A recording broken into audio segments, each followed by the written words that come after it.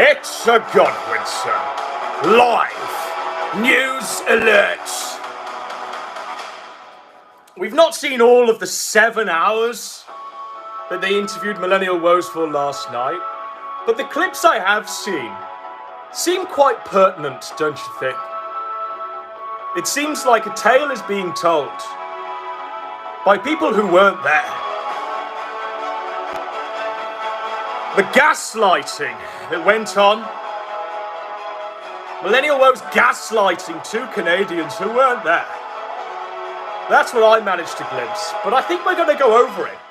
We don't really have much to do tonight, let's be honest, folks. So instead, we're going to cover it. It might not be the staple diet of bee jams and saying that PPP has lost his way. Instead, from what I glimpsed of this, it's going to be all in on Woes.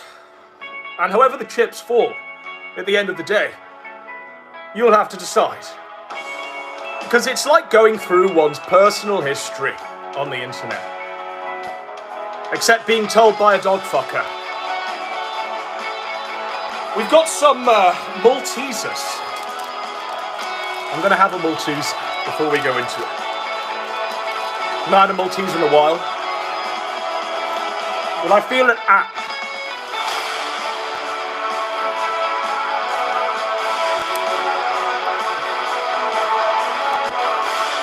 This is definitely one of them.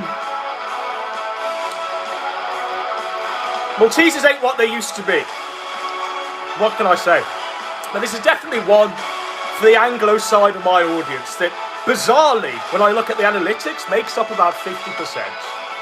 50% of the audience is still Anglo, after all this time. So I thought I'd give something back. And I know a lot of the Britpol guys are still out there, still watching. And like I say, this is about to give something back. A little nod to the past. A little salute to the past. Now, if you don't know, you should know. PPP and Warski decided to put forth Liam Porter's documentary on Woes for 7 hours last night. Liam Porter is someone who's been on the periphery of my stuff for a while. Me and Kraut had a discussion about him back in the day. He came at Kraut saying that Kraut was evil or some shit. I forget to recall. But I say, this Liam Porter guy put out a documentary on Woes. From what I can tell, over the many years that Liam Porter's been watching the content, he's a fan? He's something anyway, but occasionally he pops up and says, I'm angry at the alt-right. The alt-right's dead. The alt-right was never a thing.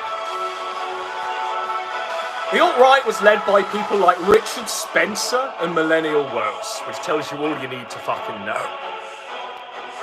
The alt-right was being adjudicated by Andy Warski and JF on the Warski Live days of yore. The alt-right was never a thing.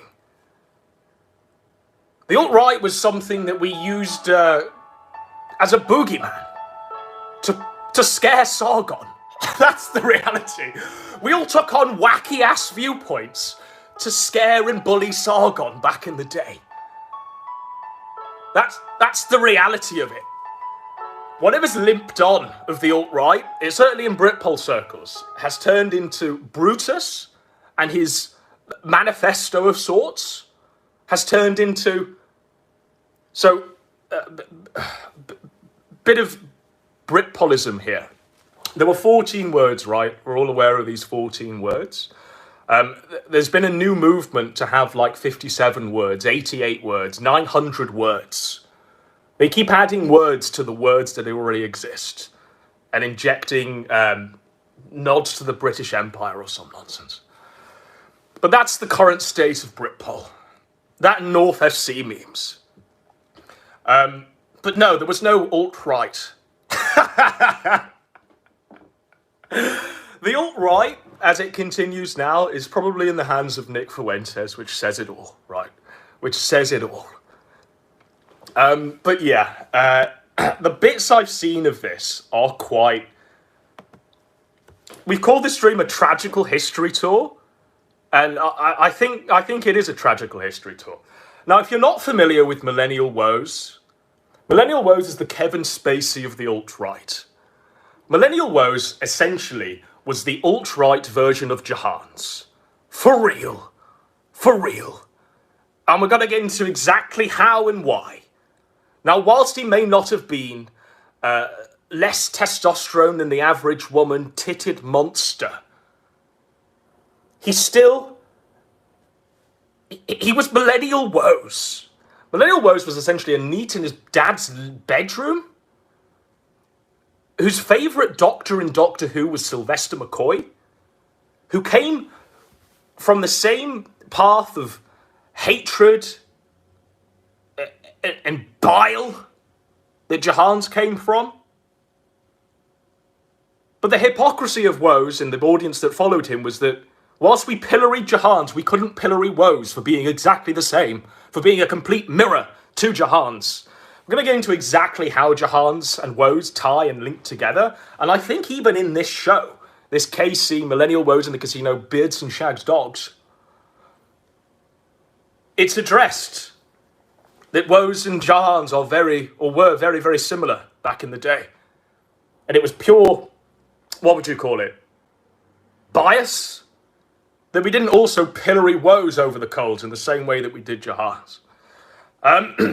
Background to this stream, it appears that Woes and Warski and PPP met up in London during the big fight with Salt Puppy. Confession, if Woes ever came in my company, I'd make sure that the interaction was as limited and as short as possible. Woes has genital warts, I think it came about. I think Woes has, like, various venereal diseases from his gay past with many gentlemen. You know, we're getting into this, But I thought we'd just get into the various relevant timestamps. Because fuck are we watching 7 hours of this? So whilst we just do this, fight for this love. This is one for the Anglos in the audience.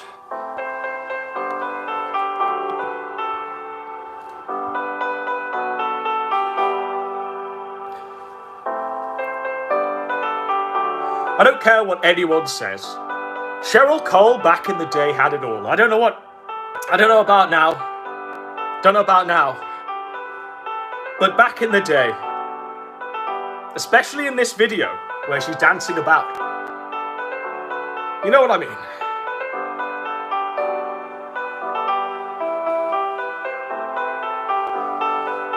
A little bit of nostalgia before we get into Millennial Woes. Let's just go back to the start.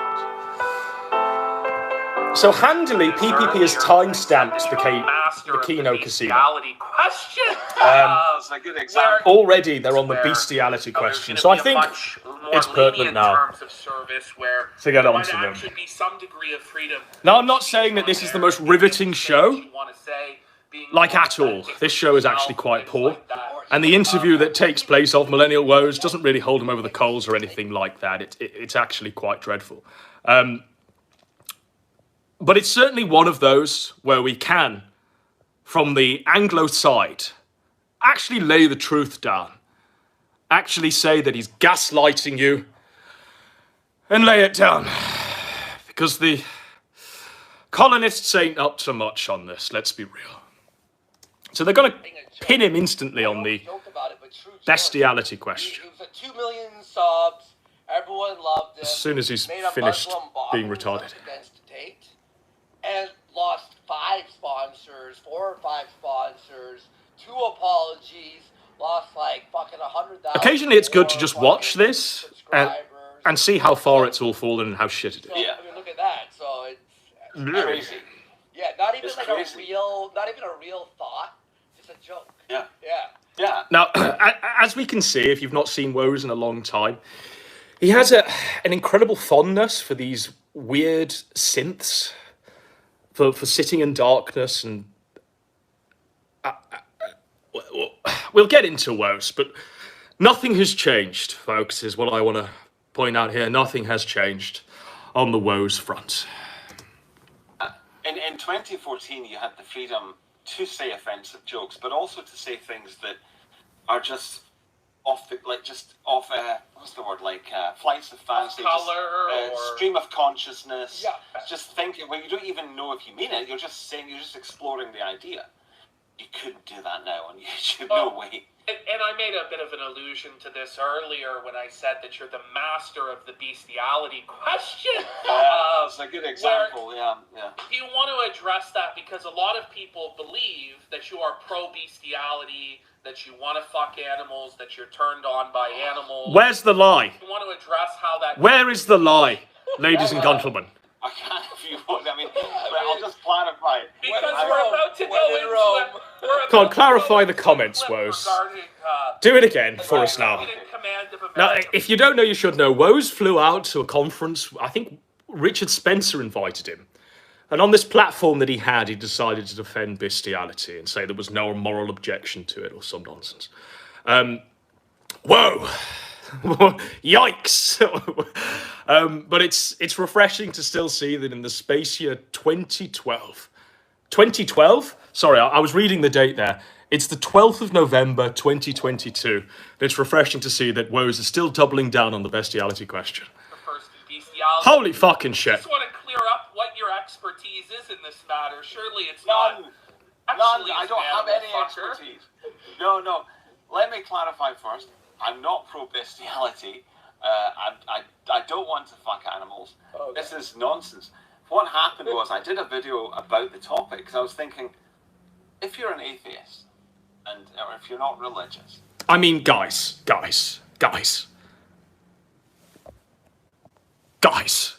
If someone says to you, do you want to fuck animals? There's only one answer to that. No. You don't clarify and wheel out the fact that you, back in the day, did a great many videos and indeed a speech alongside Richard Spencer where you were awkwardly clapped out of the room, where you defended bestiality and its moral implications. But okay, let's hear him go. You might have an instinctual revulsion at bestiality. You might think it's wrong. You might think it's disgusting. I might know it's wrong, and I might know it's disgusting. I mean, what? Look, people don't fuck animals, Millennial Woes, and no matter what mental gymnastics are contorted in that room there, surrounded by empty bottles of Coca-Cola, synth keyboards, and Doctor Who DVDs. Or VHSs, I apologise. I forgot to mention the VHSs. Yeah, the fucking of animals is still a no-no. It's a no-no, Woes. No-no. But if you're an atheist, how can you prove how can you demonstrate that it's wrong? And this is the problem, because I was kind of horrified to realise there's no actual way to say why it's wrong. All you can say is it's disgusting, the animal can't consent. But then, you see, the thing is, my channel at one point was being, for some reason, there was some guy on it, I think 2 or 3, but one of them in particular, what do they call themselves? Zoophile.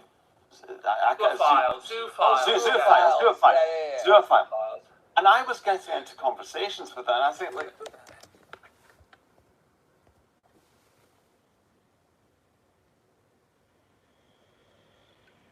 There was a guy on his channel as Zoophile, which I think means you fuck animals, and Woes was willingly getting into conversations with him, discussing the moral arguments around bestiality.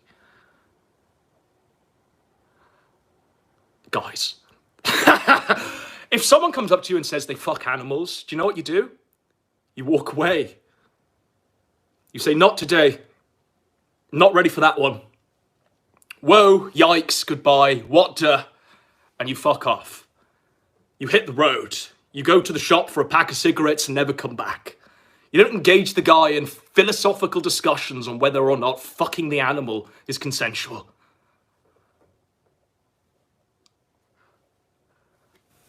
But it's, like I say, it's refreshing to see that still in the space year 2022, he's still going with this. And they would, everything, whatever you said to them, they would have an answer for it. Oh, it's like vegans, basically. Like vegans? No, it's not like vegans. It's like fucking animals is what it is.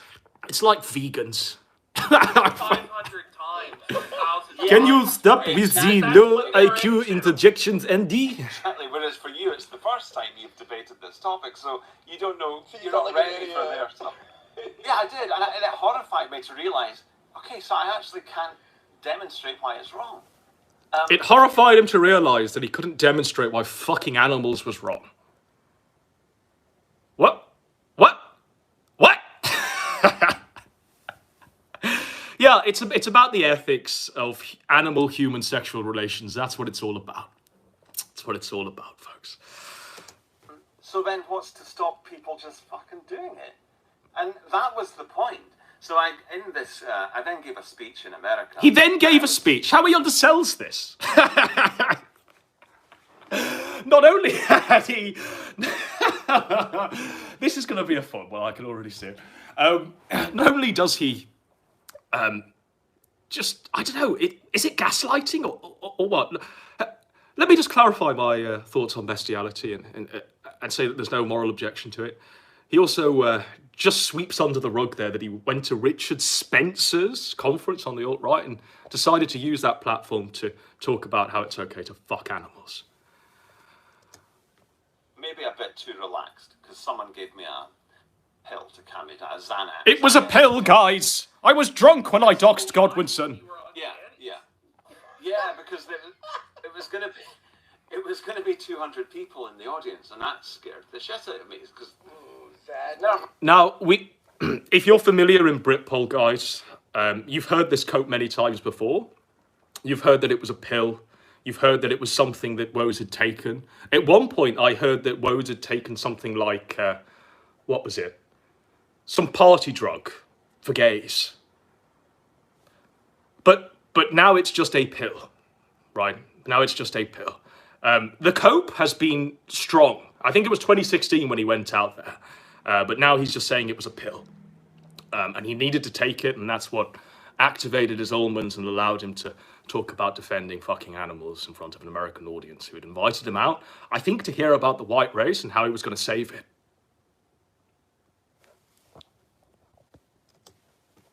So 200 people talking about bestiality?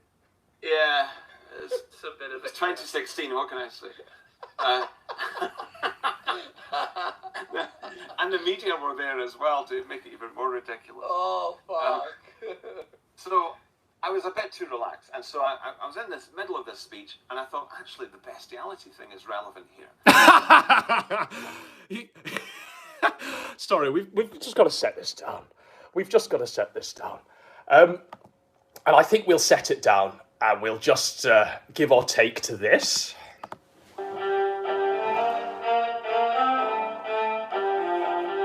Your millennial woes. Your star is rising. Bizarrely, the people of England haven't murked you like they did Jahan's and allowed you to survive. Jahan's was smothered in the cradle, whilst you were allowed to survive because you shilled the idea that Western civilization was on its verge of collapse. Except you did so in a way that appealed to the alt-right, specifically Richard Spencer, who invited you out to a conference where he was propping himself up as the leader of the alt-right. And at that conference, there were many journalists there to tar him, feather him as the leader of the alt-right, to try and prop up, this is a crazy man. This is who's voting for Trump. Trump is evil. There was a whole point of going. There was a whole point of why Spencer was propped up. And it was the whole point why Woes was there, to show that Spencer's gang was fucking retarded. Spencer's gang was a gaggle of fools. And in your one moment to prove them all wrong, in your one moment to stand up for England, to do it for England, James, You decided to talk about how fucking dogs is okay.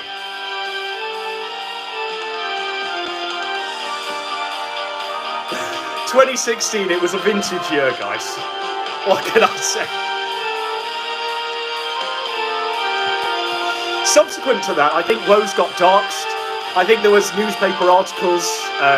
People were doorstepping Woes in Scotland at his dad's house. There's a very memorable image of Woes being doorstepped. Let's see if we can find that, shall we?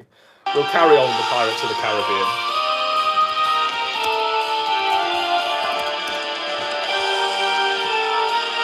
We're sailing the seven seas.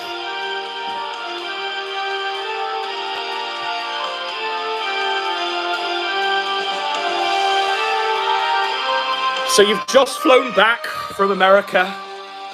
You've just done your speech to Richard Spencer, his gang, and a gaggle of CNN and NBC supporters, reporters, journalists. And now you're back at your dad's house and you've been doorstepped, and this is a face of a man who...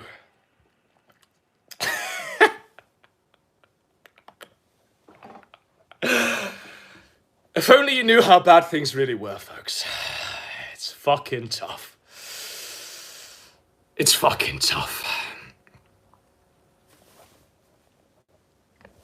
But we're in 2022, and last night Woes gave his account of the whole matter. Let's carry on, shall we? Happens. And, you know, the bunch of the others are shackled. Of the 6 competitors, 5 of them are shackled. And one gets a big head start. Would you not rectify that in some way? Would you not move them up to that position? Or I think we might have skipped a timestamp because that was just absolute gibberish and nonsense. So let's go back to this, shall we?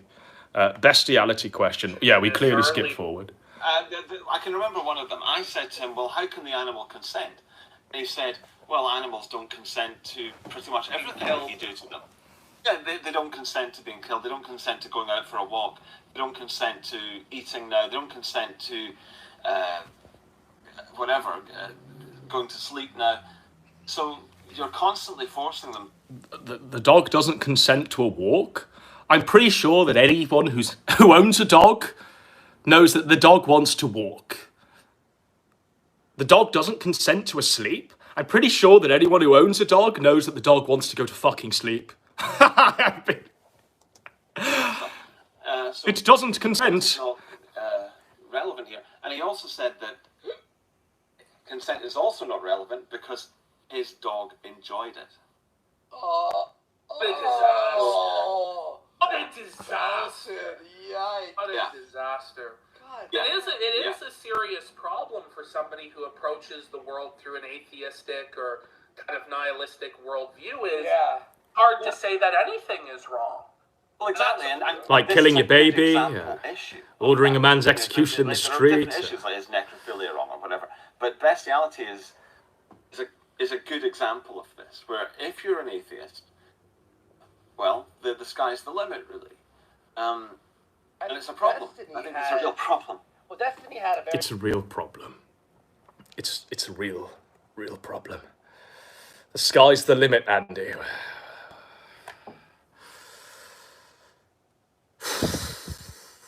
It's tough. It's fucking tough. But there's more to this stream than just the BQ. There's more to this stream than just talking about Woes and his weird psychosis where he keeps trying to justify the fucking of animals. There's more to it. There's more to it. Now, where can we go, really? There's many timestamps here that I've not jumped into. There's many timestamps where I know exactly what Woes will say, but I've not jumped into them. So I'll just pick a few at random. But before we get into that, I think we should just begin here. So he's being shown Liam Porter's documentary on him. Now, Liam Porter's documentary on him takes it from a Doctor Who angle, where he tries to paint Woes as Davros, the creator of the Daleks. I think it's... Okay, we've got a confession here. We watched all of the Doctor Who's during our A-logging of Jahan's back in the day. We watched every fucking single one of them to try and understand the man's psychosis. So all of it exists in here, which is pretty fucked. It's something I've tried to bleach my mind of, but alas, we can't do so. So I think Davros came from 1975's Genesis of the Daleks, which, to be fair, is a fairly good Doctor Who. But if you're Jahan's and Millennial Woes and your favourite Doctor is Sylvester McCoy, Sylvester McCoy is essentially the Jahan's Woes Doctor, who was shit back in 1989, 1988, 1987 when this guy was reigning supreme. Anyone who's ever watched Doctor Who and has a good opinion of it will say that, Tom Baker is probably the best one. The one with the scarf. And the best era of it was the one where there's like pyramids of Mars in Sutek, in the talons of Weng Chiang. And I'm saying stuff here that's actually triggering my mind. I didn't want to embark upon that quest while I watched every Doctor Who and formed a critical evaluation of it. But alas, there we are. In the Godwinson era of Doctor Who, the one that we appreciate the most above all else is the Hinchcliffe era, I think it's fucking called. The one with Sarah Jane and the skimpily clad cave woman called Leela. It tails off when the robot dog comes into it. And it's fucking on fumes at the point where Woes and Jahan's like it, with Sylvester McCoy and Bonnie Langford prancing around. But all this is coming up. But Liam Porter does a good job in the documentary of trying to paint Woes as the very fiction, as a part of the fiction, really, as being like Davros. Davros was a scientist. It's actually shameful that I know this. It's actually fucking a great deal of shame that I know this. There's room in my head for so much more. What can I say? I could have learned, like, physics. I could have learned anything. But instead, I had to learn Doctor Who to A-log Woes and Jahan's. Yeah, but Davros was a scientist. He actually has, like, a Dalek skirt. He basically invented the Daleks in his own mirror image. And the Daleks are, like, pepper pot Nazis or some shit. You know. There's a lot of allegory in Doctor Who. What can I say? But I say, Liam Porter decides to paint that within his documentary. Millennial Woes, a YouTuber. Millennial Woes. Millennial Woes. I wanted to start out by thanking Millennial Woes. One of my favorite old writers. So, we made a cameo there. Bizarrely, we made a cameo here, and I don't think they were expecting it. He certainly wasn't expecting it. He wasn't expecting a guy who's A-logged Woes for years to just pop up on the screen, because he knows nothing, because he's retarded. It took him by surprise, I think. But it brought a smuckle to him.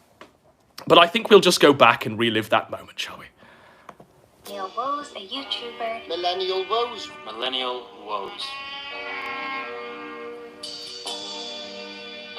I wanted to start out by thanking Millennial Woes. One of my favorite old writers. YouTube user I have to ask, Millennial Woes. we just saw Godwinson, a guy who I'm very familiar with. What's your take on Godwinson and perhaps why he doesn't like you or your work? Now, there's a lot of history between myself and Woes. There's a lot of history going back years where we've been A-logging Woes. In fact, before Woes gets into the Godwinson take, it might be worthwhile to show you my greatest masterpiece from back in the Woes days. Let's see if we can find this. Let's see if this is still active. You know what's coming if you're a long-time fan. And this is still one of my favourite fucking videos. Does anyone know what's coming? Guesses in the chat.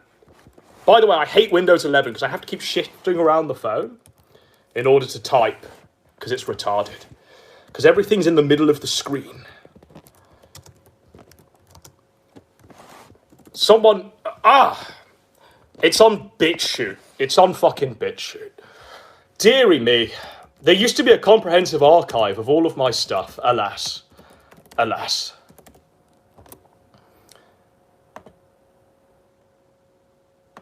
It's not even here. It's depressing. 10 years I've been on the internet. Since 2012, literally since 2012, you can go back and check the record, I've been making content. And I want to say that 80% of it is fucking gone. Has been lost to the fucking ether. It's quite depressing, really. We've always been dependent on the brave neat samurai to archive this shit. For moments like this. And we can't even find the greatest video that I made on Woes. All we can find is shit from back in the day where we did stuff in a Santa hat. News alert. Now, A-logging we made a Woes. video covering Millennial Woes lore yesterday, and then Sargon afterwards. They've come back from the dead with a new grift. Millennial Woes is a guide to culture. This is what he's planning on doing right now with his time. But it's not the greatest video that we made, alas. Alas. Guide to life. For those in the audience, we're looking for the Millennial Heights one. Millennial Heights, the greatest video that Godwinson made back in the A-logging Woes days. I don't know where it is. I can't find it anywhere. It seems to have fucked off. It seems to have absolutely fucked off. But like I say, there's a milieu of content out there that we've been doing since back in the Britpol days. I wish I could find it. What can I say? It's tough when a man's archive is fucking gone. Gahul says, I have it. Can you please post it? Can you please post the Millennial Heights video before we move on to the segment where Woes talks about his long history with me and his psychological analysis of who Godwinson is, the King of Silliness. I can't post links, Gahul says. Well, what can we fucking do, bro? What can we fucking do? People are saying it's on YouTube. Well, I can't find it, guys. I can't fucking find it. It's really derailing the show here. But we'll give it one last Google search. And no, we can't fucking find it, I'm afraid. It's tough. It's real fucking tough. But this is his psychological profile. On him at all to give? I really don't know much about Godwinson. I've encountered him, I've seen him. People have linked me to things that he's said about me. He did a video about me. I think he's made at least one video about me. Now, I've heard various bad things about him from people who have been involved with him, who've worked with him. And so I've just always given him a wide berth. He seemed like someone who is a bit of a sociopath, there for attention and there to tear other people down. So I just didn't have a good feeling about him. Sometimes they can trick you, but in his case, I just had a bad feeling immediately. He says about you that you're the Kevin Spacey of the alt-right. What do you think about that statement? It's just stupid. I mean, of all the, it's just silly. See, this is exactly the kind of thing I would expect from someone like him who his only goal is to tear other people down. So he'll come up with something like that, which is just nonsense. I have found it interesting. Now, is it nonsense? Is it nonsense? Many people have seen the Skype logs of where I was trying to solicit the dick pics of many, I don't want to say children, but I want to say young alt-right men who were enamoured by the glow of Millennial Woes, who thought that Millennial Woes was the key to all this and was going to lead Western civilization to its best. The Kevin Spacey of the alt-right, I've always thought was a fairly good, accurate description of Millennial Woes. As we've just done that, we've skipped ahead, which is pretty fucked. But people are saying it's in the chat. The Millennial Heights video is in the chat, so this might be worthwhile. This might be worthwhile. Can we just post it again? I'm on the chat on the desktop now. Just post the link again, please. Okay, right, let's see if this one will do it. Thank you, Coolio System. Let's see if this works, shall we? And what, do I just put that in there? Yes! Ha! We're back. Okay, we found it. So this is content from back in the day when we were A-logging Woes.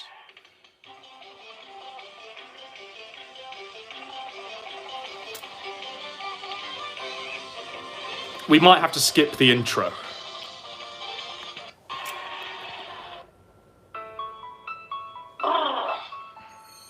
If you take on the alt-right, you will lose. Dark in my bedroom, curtains drawn, really nice day outside. I went to art school, but it was degeneracy. London, it scared me. So then I went back to Scotland. I smoked more, I drank more Coca-Cola. I wish I was still this talented, what can I say? Maybe I am washed. Christ ball, I remember that. Takes me back. Alt-right, me, I'm Scottish, I've come home. Millennial world. Let me smash your back doors open. You'll see this for free if you donate to my PayPal account. I'm millennial. Let me have it. Let me grab your balls. So you know I have grinder. Alt-right, it's me. I'm Scottish. I've come home. My millennial woes. Let me smash your back doors open. Alt-right. I'm not in denial. I'm really attracted to men. What can I say? Maybe we are washed. It was only downhill from that one.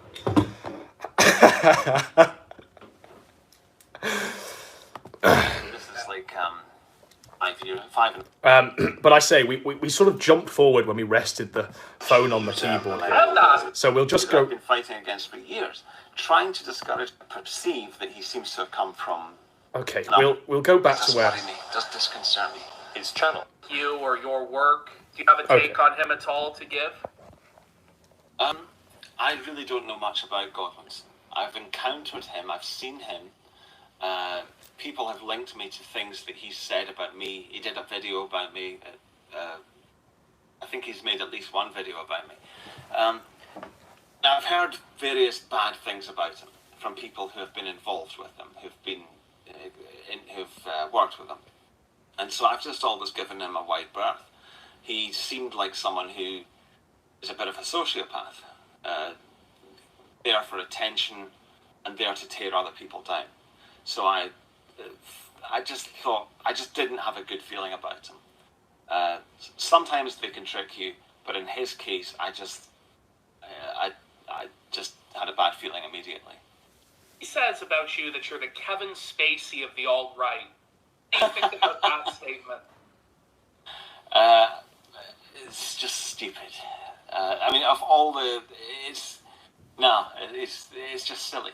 See, this is exactly the kind of thing I would expect from someone like him, who his only goal is to tear other people down. So he'll come up with something like that, which is just nonsense. I have found it interesting that despite, his heritage, all of his advantages, and everything that he has in life going for him, he seems to have accomplished relatively little in his life with all of those advantages. Bro. I'm the king of the Kino Dogme 2007. What more life achievement does man want? For real. A man can be content with being the king of the Kino Dogme 2007 and bringing joy and entertainment to the masses. What more can a man ask for in this corporeal realm with which we exist within? I'm a simple man of simple means. regardless of my background and my status, I'm more than content by being true to myself, by keeping the spirit of 2007 alive, and keeping those antediluvian kings and the memories of Atlantis, keeping them forward, keeping them going. 2022, it should all be forgotten. This should be an OBS stream where I'm begging for donos, where I quite clearly am unable to maintain a coke habit, so I'm going America, where I'm eating myself into oblivion, where I'm cog, but instead we stay true to ourselves. We stay true to the ethos of 2017, of 2016, of 2015, of 2014, of 20... It doesn't matter, because we were always true to one ethos, and that was the spirit of 2007. When the kings like Noah Antweiler, James Rolfe, when they reigned. And we've all been living through this like it's been a bad fucking dream. We've lived through these various storylines where they were going to use the internet as a means to save Western civilization. The internet, which was designed for content like this, for men to scream into a microphone, for disingenuous snakes, for Kino Dogplay 2007. Just wake me up when it's all over, and we can go back to how it used to be.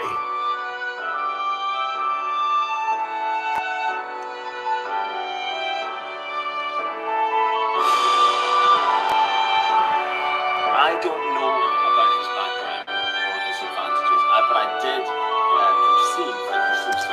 I think he's drowning out Millennial Woes. I think this epic cover of Wake Me Up by Avicii is drowning out Millennial Woes. The man still hasn't learned to talk beyond a whisper. He needs to get some words in him, beyond just the coke. Coca-Cola. I don't think Woes really abuses many hard drugs apart from the gay ones. So he'll come up with something like that, which is just nonsense. I have found it interesting that despite, his heritage, all of his advantages, and everything that he has in life going for him, he seems to have accomplished relatively little in his life with all of those advantages. I don't know about his background or his advantages, but I did perceive that he seems to have come from an upper-class background, and yet he seems profoundly unhappy with what he's achieved. Now, there are lots of people like that, especially in the millennial generation. I was one of them, so I would sympathise, except that he seems to be rather nasty. So, Oh no! I don't know what to say about that. Okay. It's sometimes, and thank you for joining us, Mr. Kraut. Sometimes it's good to give these people a check. Sometimes it's good to pop up and say, Millennial Woes ain't my leader, and certainly ain't my representative on a world stage. Sometimes it's not nasty to do that. It's actually kind. It's actually a point of kindness to say, look at yourself, man. You're talking about defending fucking dogs. Not defending space fucking dogs. He's not defending dogs. He's defending the actual verb of fucking the dog. Sometimes it's an act of kindness. I'm a generous soul. Sometimes it's good to just chime in and say, yikes. Whoa. Woes. But I guess I just need to check my privilege there.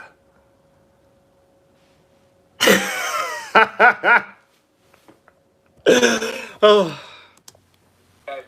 Yeah, Just wanted to bring it up because a lot of people in chat are like, address Godwinson, and he's been one of the most vocal and persistent critics of you for years.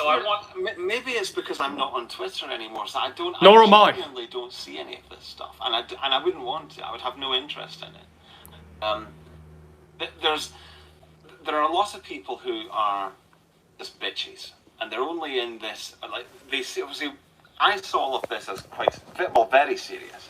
I was literally, I started my channel to ask serious questions, genuine questions.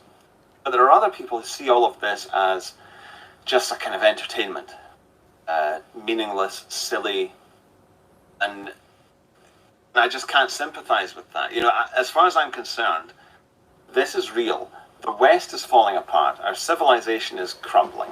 Our country is dying. Our race is... Let's impart a life lesson. I think that's pretty funny. None of this is real. I don't know how this is an entertainment. The world is a stage. Attacking each other and this is YouTube. like crabs in a You ain't gonna save civilization or anyone really through YouTube. Trying to discourage people. As we've always said over the years, over the decade we've been doing this, you ain't gonna find a serious political leader on YouTube. You might see a speech they give or something similar, but you ain't gonna find them surrounded by Casio keyboards lit in the dark, professing their love for Doctor Who, drinking Coca-Cola and smoking themselves to death on YouTube. You're not gonna find that. That's all you're gonna find on YouTube, Kino Dogme 2007. And false idols who will prop themselves up as someone to follow on YouTube, to follow into real life things and not just laugh at her, not just, whoa, this is wacky entertainment. Those people that are going to say to you, give me money so I can lead you to your salvation, they are fucked. They are genuinely evil actors. And we've always called it out. Always. Nothing's changed. And nothing will change. It's fucking YouTube. It's the internet. It's literally a fictional construct, a fantasy. You know, Warski, this man can't be real. This man has such a low IQ that I can't imagine him functioning as a real-life human being. He has to be a performance artist. He has to be a character. This is a zombie. A person I once knew, but shivered to death in a cabin, and is now this. This ain't a real person. This is like a mind worm inhabiting the bloated corpse of PPP. And Woes. Woes is the least real of all of us. He's quite literally pixels on a screen. But I think there are so many of them that it's kind of futile. I mean, I think a lot of people have sort of checked out. They just believe, well, it is all going to fall apart. So, and what are we going to do about it? The ultimate black pill. The ultimate black pill. Folks, it's over. I mean, people will say, though, and with some degree of correctness, I think, yes, there are serious issues facing the West. There are serious issues facing society. That the alt-right is largely made up of unserious people trying to tackle serious issues.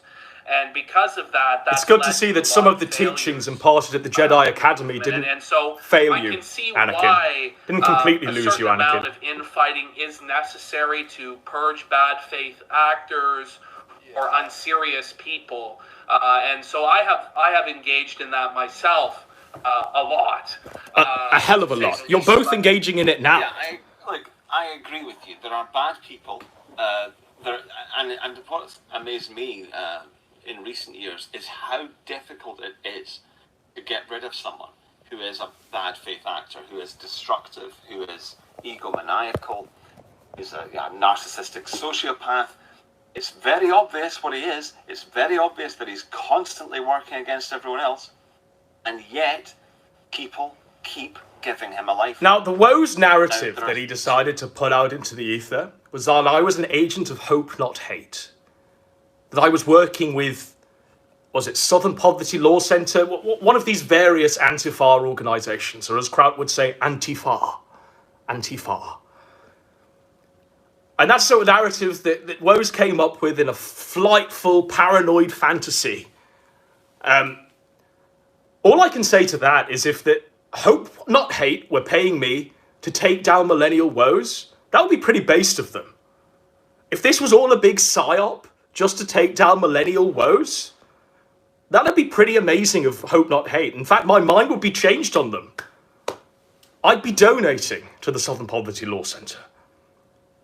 If it was all, if this was a psyop, that is brilliant from all of the intelligence agencies involved.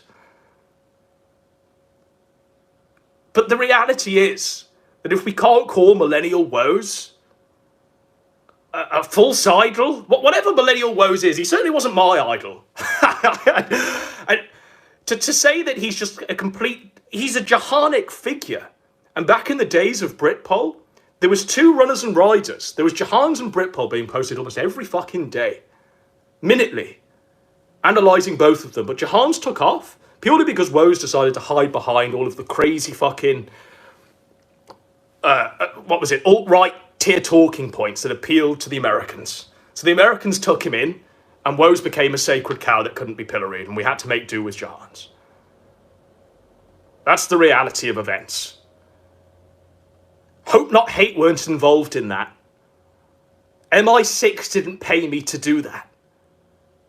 If MI6 were paying me to leap around doing a Kate Bush cover of Millennial Heights, Wuthering Heights, I think the MI6 would be pretty fucking amazing.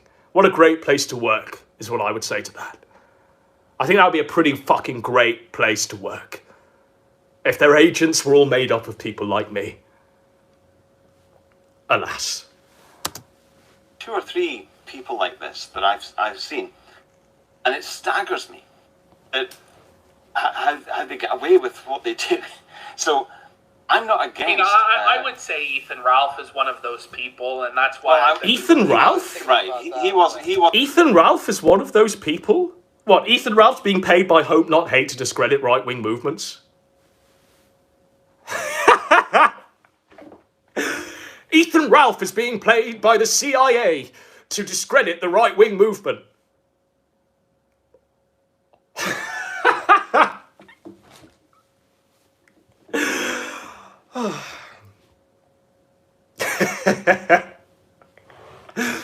The reality is, there's only one person in this sphere who has connections to, intelligence agencies. One person. CSIS uncle. CSIS uncle. CSIS uncle. Say it with me, folks. CSIS uncle. CSIS uncle. But no, it's Ethan Ralph, guys. Wasn't one of the people he wasn't one of the people I was thinking of, but because I don't have much involvement with him at all. But there are others that I've known, and it's astonishing how they just get away with it. And I think part of how they get away with it is that they do it in plain sight. So if other people think they see this bad behaviour and they think, I must be misinterpreting that, because that surely nobody would do that in plain sight, like attacking or lying. Surely no one would call me a faggot in plain sight.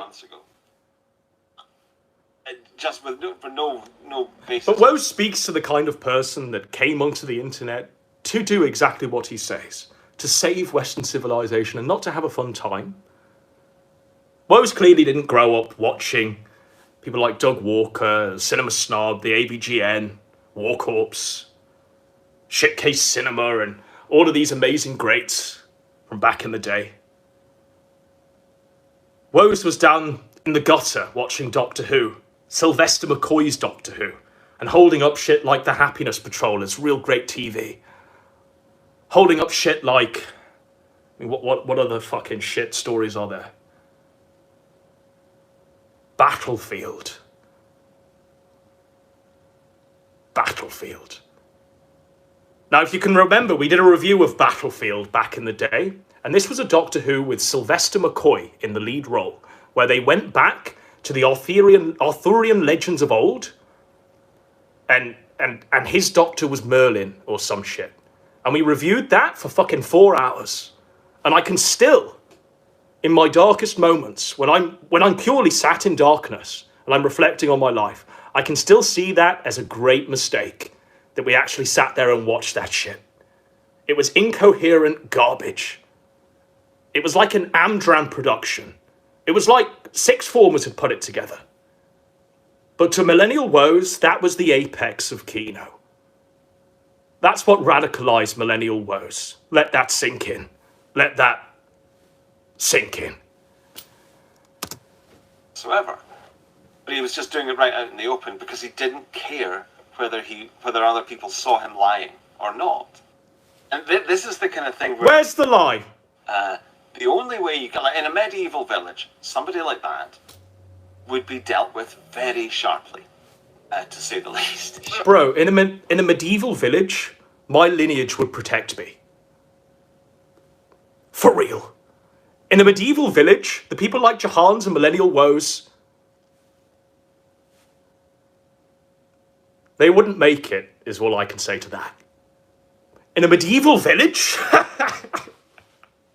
In a medieval village, I don't think Jahans and woes are making it out alive. In a medieval village. A medieval village that likely I'd be in charge of, purely by the status and privilege that I need to check. Woes. Fucking hell. In a medieval village. Well, this is a medieval village, is it not? In our age, they just get away with it, and it just goes on and on and on. And so the only thing you can do is tell other people, this guy's a prick. He's trouble. Maybe stop fucking sharing his stuff. Godwinson's trouble. Maybe stop promoting him. Because every time you do that, you're harming the entire community. What? You're harming the entire community. You're harming the entire community. Every time you pour woes over the coals, you rake him over the coals, you say that he's millennial woes. Look at him. Young lads of the image boards. Millennial woes ain't leading you to greatness. It's millennial woes. His only motive is likely to solicit a dick pic from you. Get you on millennial. Promise you glory and greatness there. But it doesn't harm woes when you say that. It harms the whole community. It harms the whole ring he's got set up. Deary me. Deary me. We've got a few old faces in the chat here. Not only Kraut, but also Coach Redpill. This truly is a reunion, is it not? A few old Britpole lads as well. It's good to see you, my friend. What if the people that But then watch people those, resent that. But what if people who watch those guys don't give a fuck about politics, or give a fuck about anything? They just care about watching everything burn, you know? Like, that's what Well, I think. exactly. That's That's the the problem. situation. Godwinson's the Right? Joker. Yeah. Yeah. That's And the I problem. think it largely comes from, I don't know if you agree with this assessment, but sort of people that are being drawn into the alt-right, into these political movements in 2016, a lot of them came in through Gamergate, and I Now, of course, this, if you've been watching my content for a long time, is a talking point that we've always said. If your entry into all of this, into any sort of political thinking, was Anita Sarkeesian coming after your video games, then you're already starting from a bad place, and you already weren't able or fully equipped to lead any sort of serious political movement. Real, true, facts. That's a truth bomb. If your entry into any sort of political thinking was feminist frequency, then you were already lost.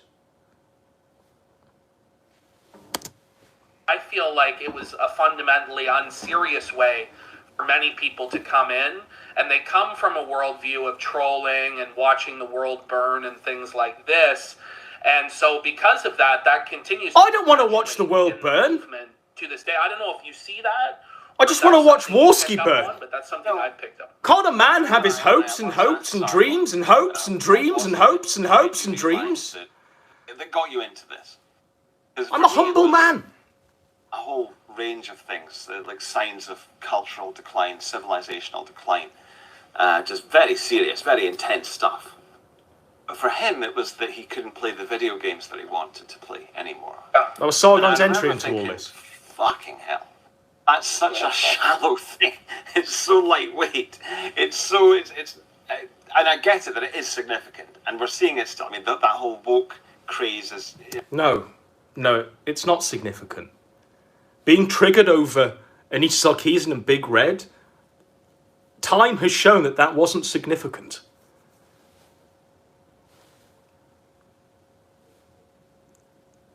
Anyone with serious political ideas moved away from this space a long fucking time ago, and good riddance. Hopefully they built something of their lives. Actually took away whatever ideas were fucking holding them back on the internet and went forth and did something with those ideas. Hopefully they're not still watching Millennial Woes and Sargon in the space year 2022 and hoping that they're just one YouTube upload away from having the West saved. That's how ludicrous it all got. People at the time were even saying that Review Tech USA was going to lead us to our glory.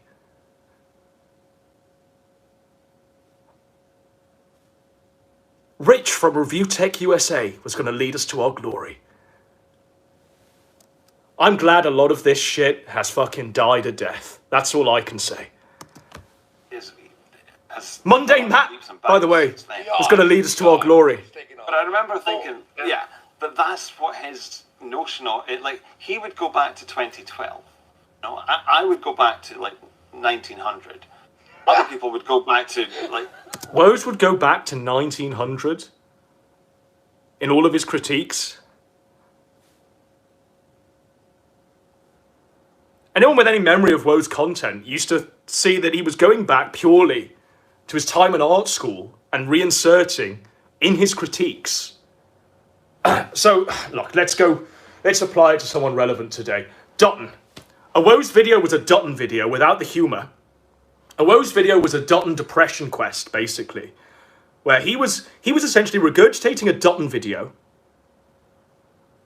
and inserting elements of his own life into there, talking about how he used to fuck men, talking about how he used to go to art school and got thrown out for fucking men or something like that. I forget the law, but I think they cover it here. Talking about how he wanted people to just be enslaved for disagreeing with him. He was Dutton before Dutton, except Dutton built on it and built a charismatic brand off it, purely based off 30-second intros. Fucking love Dutton. Dutton with synths and Coca-Cola and a thirst for dick pics from the young alt-right men. They just wanted to go on Millennial. What a fucking dream to hold. What a dream! You could have been a star! You could have been a contender, Charlie. Instead, you went on Millennial in exchange for a dick pic. Deary me.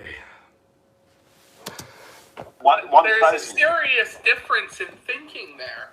And I think that the difference in thinking I think that's a big reason why things failed to coalesce fully, why people were not unified. People were in it for very different reasons and at very different stages. In 2016.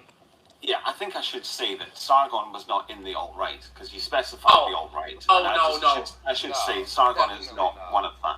Definitely not. No, Sargon wasn't a member of the alt-right. Sargon made a power play to be the leader of the alt-right. Okay? Sargon wanted to define what the alt-right was. And what we saw on the Spencer-Sargon debate in the Warski Live days of yore was a power play over what the alt-right was going to be. And obviously Sargon lost that. Loki and all of the ideas around that, they didn't quite coalesce. They didn't quite come together. And Spencer took the crown of what the alt-right was going to be. So Sargon had to invent the liberalists to define himself away from it. But the reality is that when Sargon took on a serious political platform and went out onto the streets of England, he was still tarred and feathered as essentially a member of the KKK. He was horse-shitted, he was kippered, he was milkshaked. He had random women coming up to them in the street and saying, "Wanker!" and wanting him to die. People were out there literally trying to behead Sargon. He managed to get Milo out there in front of the tour bus. And it really was fucking desperate times. He might as well have gone on the full race hate thing. For the good it did. That's the reality of what happened, folks. I know, I was there. We saw it all back in the day. And enough dust has settled to finally tell the truth of what fucking happened between Sargon and Spencer and how it all fucking played out. But no, yeah, Sargon wasn't a member of the alt-right. No way. I think it might be pertinent now to play this.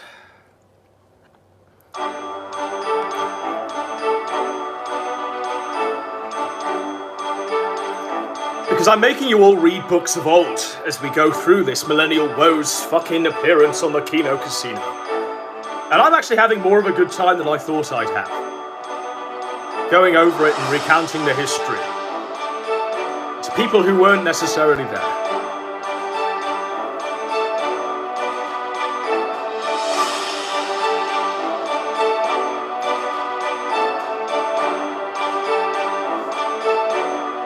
What timestamp can we jump to? One sticks out here, and it's a timestamp saying donations and woes on Kraut and Horatio Carey. Now, Horatio Carey was my old co-host back on the Albion radio days with Master Group. So we really are going back in time.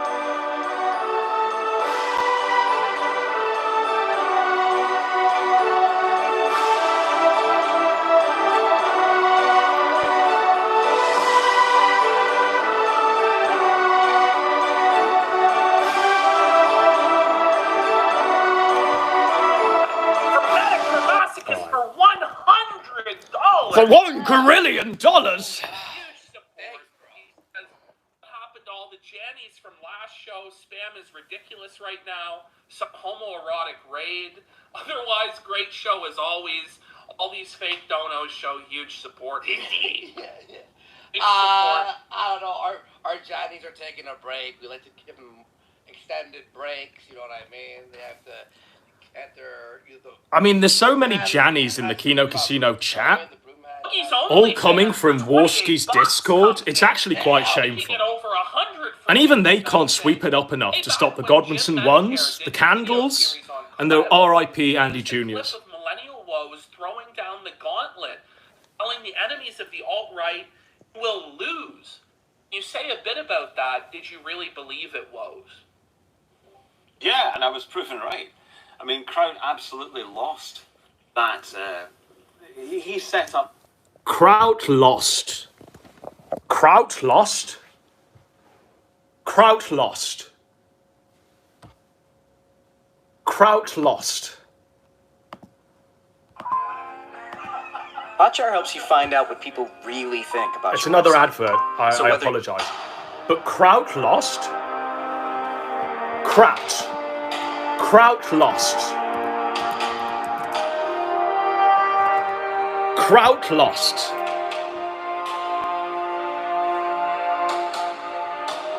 Kraut lost. This vid- Kraut lost.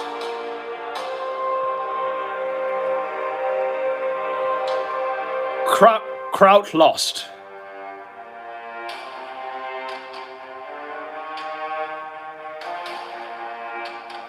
Kraut lost.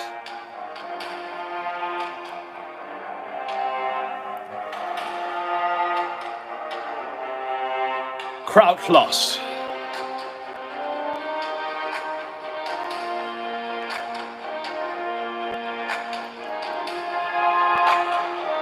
Kraut lost.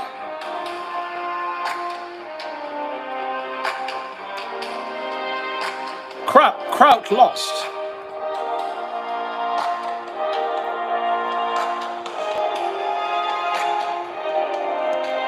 Kraut lost.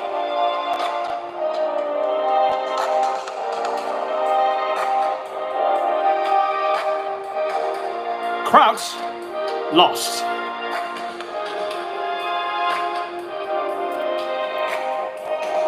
Kraut lost.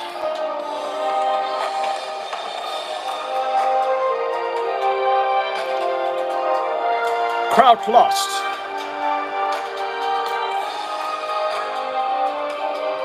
Crowd. What? Crowd lost.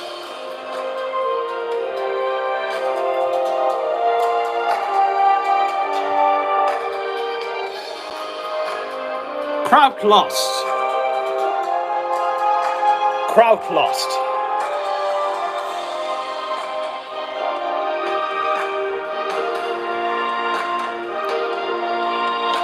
Crowd lost.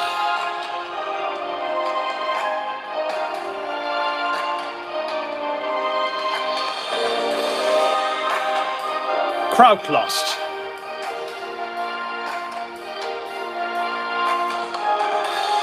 Crowd lost.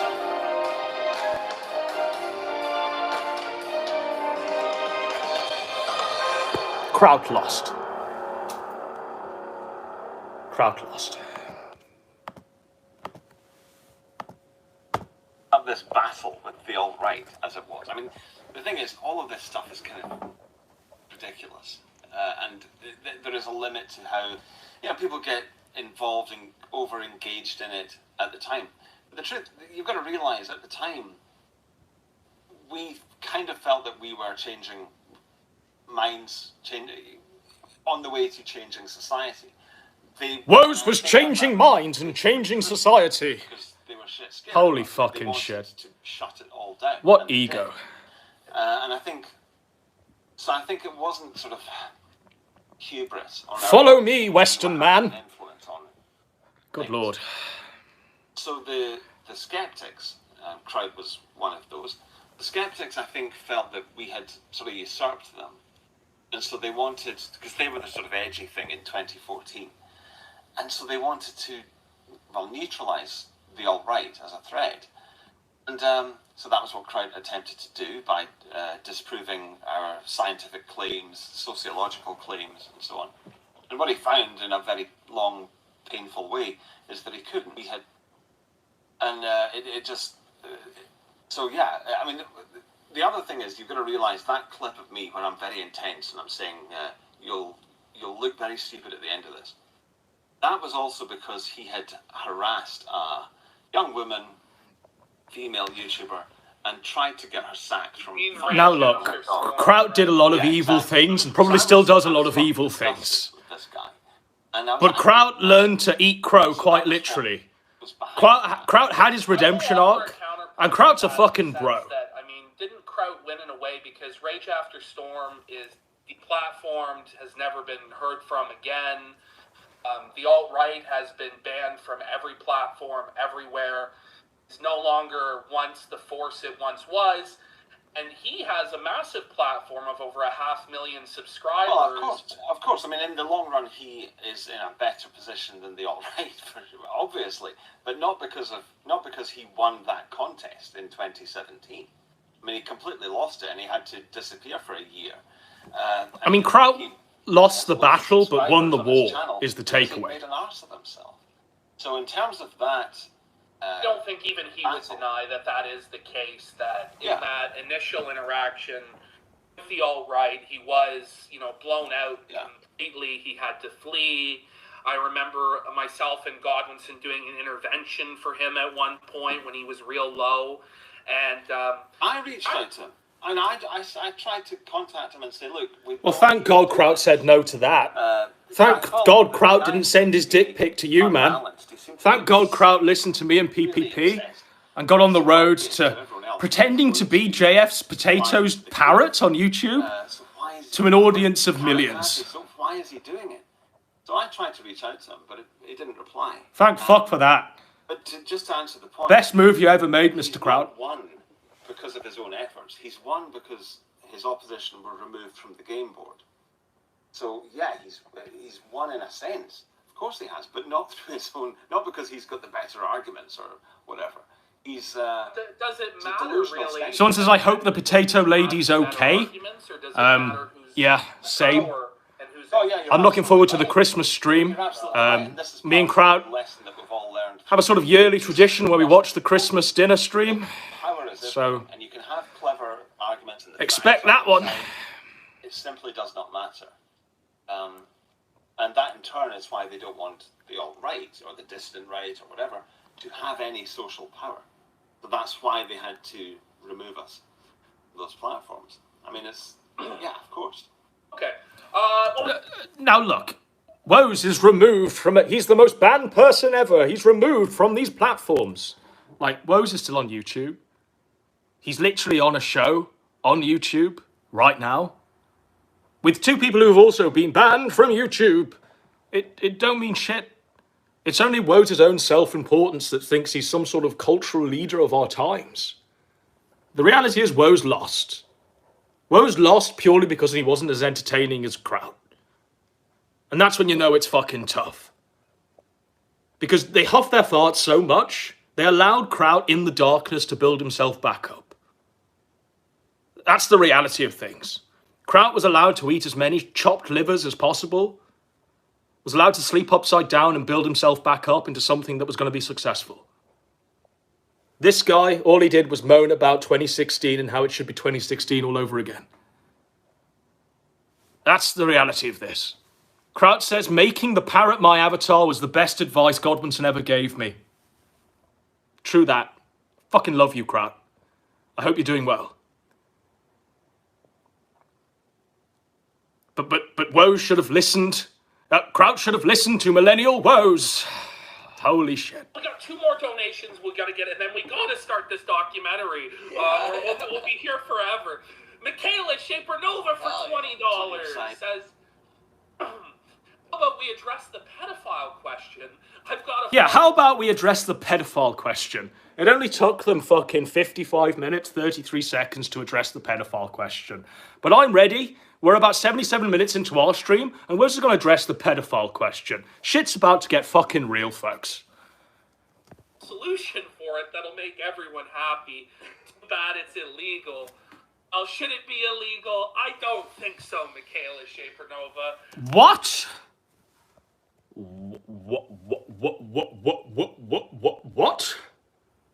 What?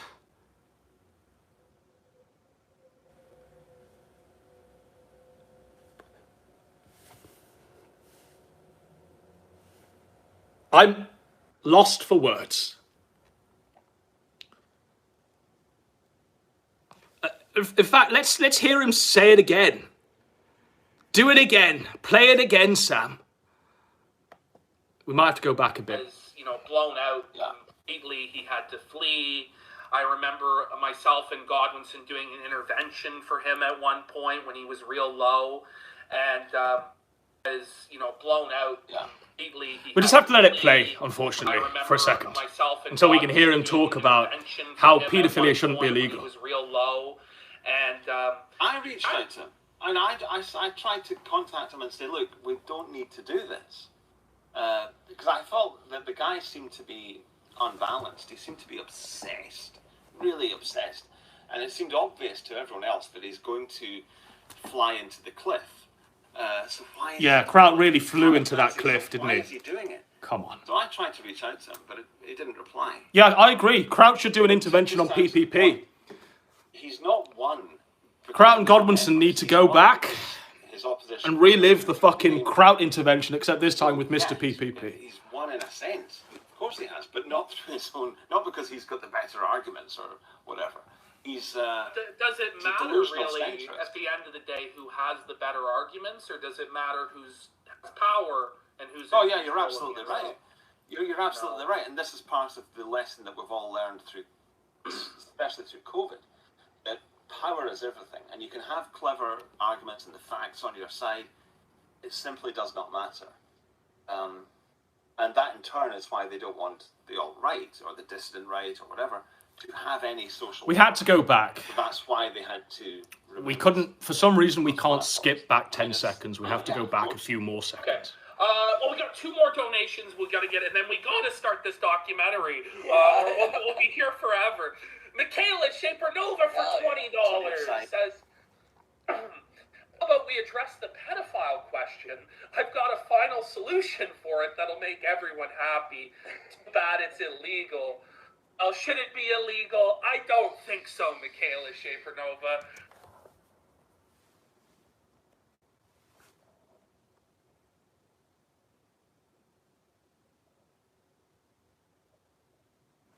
Whoa. Whoa. Whoa. Whoa. People are asking for the Gobbleton take. Yeah, paedophilia should be illegal. That's all that needs to be said, right? That's all that needs to be said on that one. He looked happy and upbeat. And there are several other people like that who I think they go through a phase of they're online a lot. They're into online politics. I don't know what he's talking looked about. happy and upbeat. And there are several other people like that who I think they go through a phase of they're online a lot. They're into. Happened to Horatio Carey. I remember you were in contact. Now, Horatio Carey was my old co-host back on Albion Radio with Master Brew. I actually met him recently. Oh my God. Oh my God. Breaking news alert. Godwinson co-host bummed. Deary me. Deary me. I should use the arrow keys. What, does that actually take me back a few seconds? Oh, it literally... Thanks, Cahool. You've taught me internet today. I actually met him recently. So if I go... Off the Horatio Carey for Woes, and he's... Jump the nub for... Fucking hell, Cahool has actually helped the show. Round of applause for Cahool here. Thank you. He has a question for Woes, and he says, Woes, can you let us know what happened to Horatio Carey? I remember you were in contact with him at one point, then he fell off the face of the earth. I actually met him recently. No! And he's completely changed. I mean, he hasn't changed his views or anything, but just in terms of how he comes across in person, he's totally changed. He's really sort of got himself in good shape, and he looked healthy, and he looked happy and upbeat. And Thank God. Thank God. Hopefully he was strong enough and in shape enough to fight you off when you tried to bomb him, Woes. there are several other people like that who I think they go through a phase of they're online a lot, they're into online politics, and then eventually like NEETs and whatever. And, Not the and NEETs, eventually no! they get their lives in order, and then they drop out, and I think that's healthy. I think that's right for most people. It doesn't mean that they don't agree with. What is good for thee is not good for me. Is that what you're trying to say? It just means that that period in their life when they had time, let's say, to study all this, is now ended. And that was the impression I got when I bumped into Horatio Carey. We might have to use the arrow keys as the glorious Gahulas just showed me. But I hope he said bumped and not bummed. I hope he said bumped and not bummed. I really hope he said bumped and not bummed. That's all I want to say to that. Let's go back and see what he said. Let's see, to study all this. Bumped or It's bummed? now ended. And that was the impression I got when I bumped into Horatio. Bumped. Thank fuck for that. Oh dear. Bumped. Phew. He's moved on, basically. We can breathe a sigh of relief there. Yeah. Like so many people from then, and there's so many names and faces that, I couldn't just have even been forgotten. remember them all, to be honest. There's like hundreds. Holy. This guy can't even remember his own fucking name. Little can he remember Horatio Carey. Deary me. And Horatio Carey was before your time, PPP. It was a few co-hosts. It was before Harmful Opinions, in fact. Yeah. Memory lane. Should we go into another timestamp? So that was quite an interesting one. We sort of came to the understanding that Kraut lost, apparently. And we found out what happened to Horatio Carey, the old Gobbleton co-host. I hate adverts. I really fucking hate adverts on my YouTube. So you've taken up running. I hate two adverts Apple in Watch has one taken that up are a few new things unskippable as well. First, to track your distance. Well, I think we'll play this while we go to the other timestamp. This might be a fairly long show. I didn't expect for it to be this long, but we ain't got much to do tonight, apart from this and sleep. So, I think we'll just go.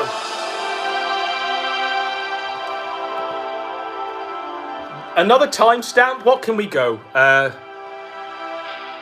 Shall we go to gay phase? Shall we go to when Millennial Woes talks about his gay phase?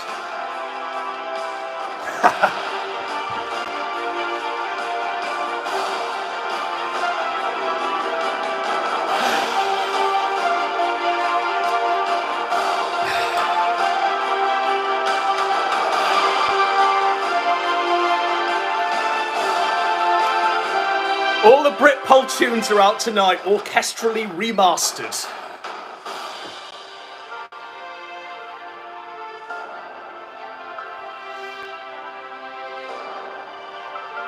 Someone says the gay phase ended. I don't think it did.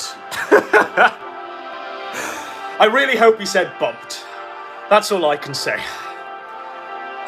I just hope there's not a great deal of Godwinson X co-hosts that have been bummed. That's all I can say to that. Does Harmful Opinions have a channel anymore? Yeah, he streams on Twitch, I think. I didn't want to go across to Twitch. We parted ways when he was homeless. He got thrown out by his sister, I think. And he was going around the street of where he lived and sort of doing IRL streams. I said to Woes, Woes? Harmful Opinions, that's enough, man. I can't really continue with this.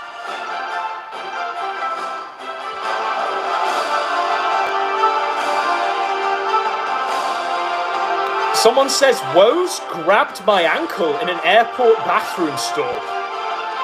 Whoa.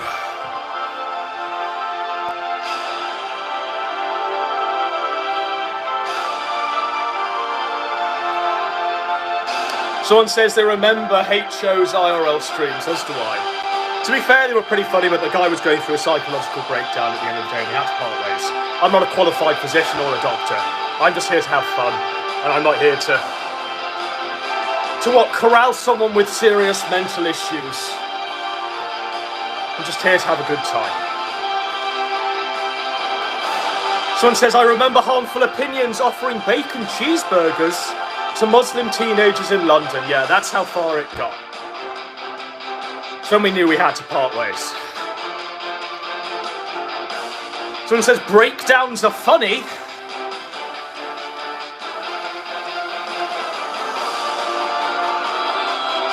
I love being in fucking paradise, don't you?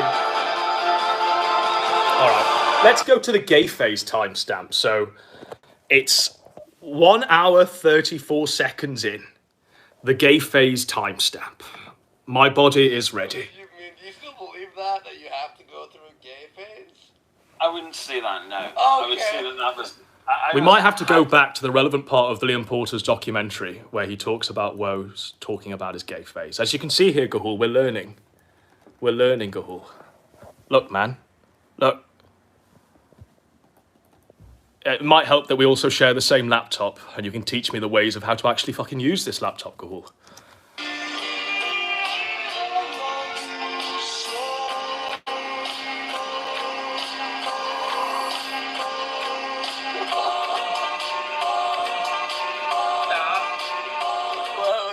To appreciate this soundtrack choice, Woes of Macintosh Plus, do you find it fitting, or?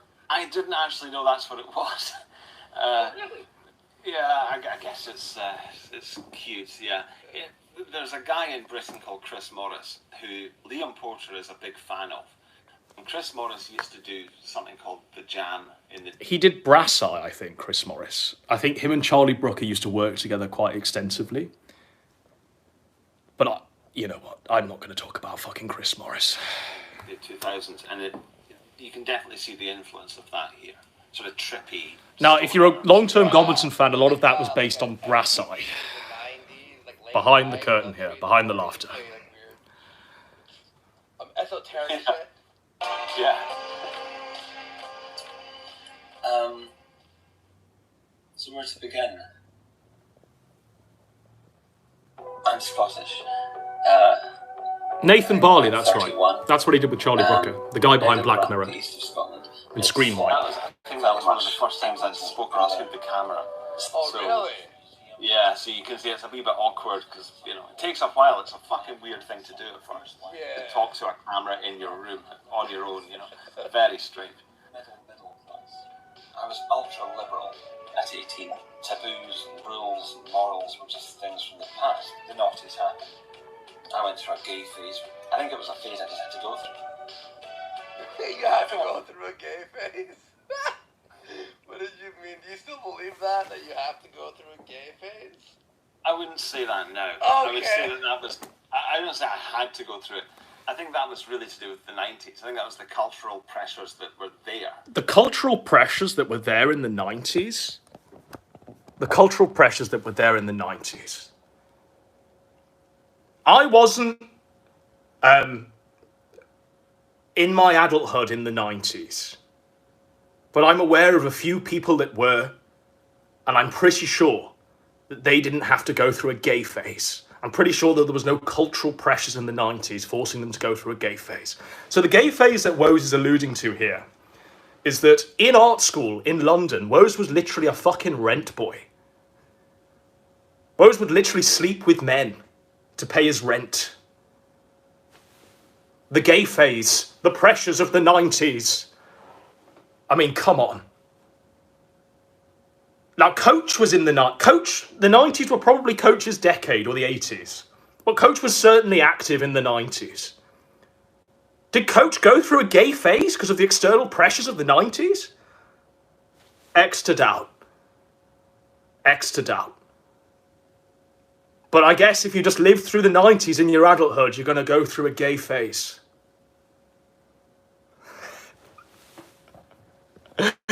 Oh, dearie me. The cultural factors that were there. Now it's way worse. Now, if you're gay, you're like rewarded with like a medal and a red carpet to your door. Yeah, yeah. You Well, even better if you're a elaborate on Tommy. what? Yeah, You exactly. elaborate. What does gay phase mean in this context? It was 6 months, yeah, more like a year, from 16 to 17. And yeah, that was it. I mean, there's not much to say about it. It's like... Oh, I think there's a great deal to say about it. Do you know? The gay phase. I think there's a great deal to say about that. How it jumped from 6 months to a year in seconds. I mean... What? I know that it's exotic, I realise that, but... Exotic? reality was pretty pedestrian. There's just not much to say about it. Because and I think later It on, is what it is. you're quoted as saying you had been with hundreds. No, that's ridiculous. I hadn't been with hundreds. But he said it in the video. He said he slept with hundreds of men when he was in this London art school. Hundreds. Now, the answer he's about to give, I'm pretty sure he's going to say the answer that I've heard a few times from him, where he'll say it's something like 30, 40 men that he slept with and minimise the figure. But whether it's 100 or 40, that's still... I mean, come on. I mean, come on. What's he got to say? Let's see. For fuck's I sake. think you said from your own mouth, I think it was something. No, I don't think it certainly wasn't hundreds. What would If you I put said that- ballpark on it? Yeah, What would you if put ballpark Tens on it? of 30s. It can't, you've got to realise this was like 20 years ago. Okay, okay. 25 Higher or years lower? ago. Higher or lower? 30. Lower. Lower. So we're talking about Much lower than that. Much. We're talking between 10 and 30 sexual partners and that. 10 would be the... it wouldn't be 10. Because you It would mentioned be just fewer than how that. easy it was to have sexual relations with It was. men. Well, it was. I mean, if you're a 16-year-old boy in a gay club, you're going to get a lot of attention. But the thing is, and this is going to sound ridiculous, but it's the truth. I don't think I ever actually was gay or even bisexual, because the reality of it is, this is a fucking man, and for some people that would be fine. For me, it never felt right, and I think what was going on was the issues from my childhood, from just my own makeup, whatever, personality, were being played out. Now, in a different age, they would have simply been suppressed. But in that age, they were allowed, they were encouraged. And, but I don't think I was ever actually gay, because it never felt right. And then I went to art college in the north of England. Slept with hundreds of men. Was catnip thrown round like a rag doll in these gay clubs.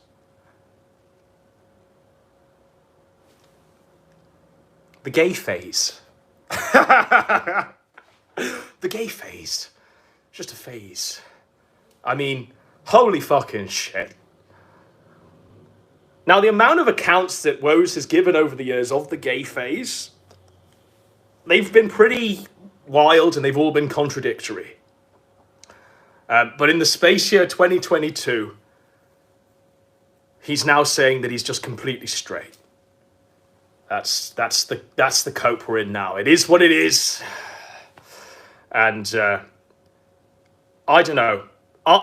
Personally, I'm of the school of thought that if you've slept willingly with 100 men, and probably more than that, that probably makes you gay. Probably makes you a bummer.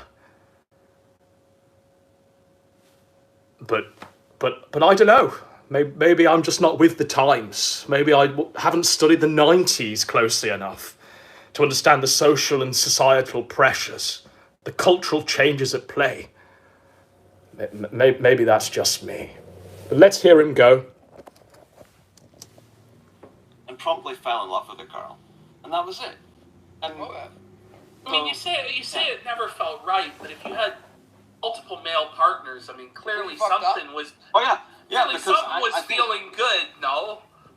No, because men in prison, for example, will have sex with each other because it's the That's tough. situation. It's what they. So he's doing literally, when we draw the parallels of Jahan's and Woes, Jahan's was prison gay, and now Woes is prison gay. Apparently, if you're prison gay, it makes it okay.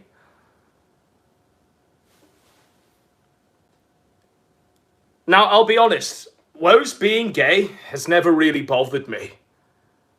It means that he's not passing on his venereal diseases to the women that I want to shag. It's never really been a great point of contention, but it's actually quite fucking weird to see him go back on all of the gay shit, say it was a phase, say he was now prison gay. Own the degeneracy, props to Warski, right? I mean, Warski is a godless man, but he owns the fact that he murdered his son. PPP owns the fact that he's literally the embodiment of gluttony.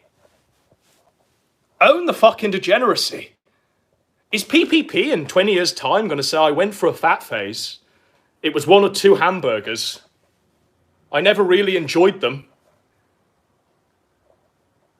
I was prison fat? Is that what we're expecting? I mean, come on. It's not that they enjoy it. Prison are a bit different. Of course not. A little different. Of course, but again, this is about. It's difficult to explain this, and it's not something that's really all that. I just struggled because it's like, for me, like, is it? That's dark, Uncle Ho. Uncle Ho, that's dark. Uncle Ho says he won't be here in 20 years. That's fucking rough, man. Especially with the streams we've been doing going over Helsing 920, that's fucking tough.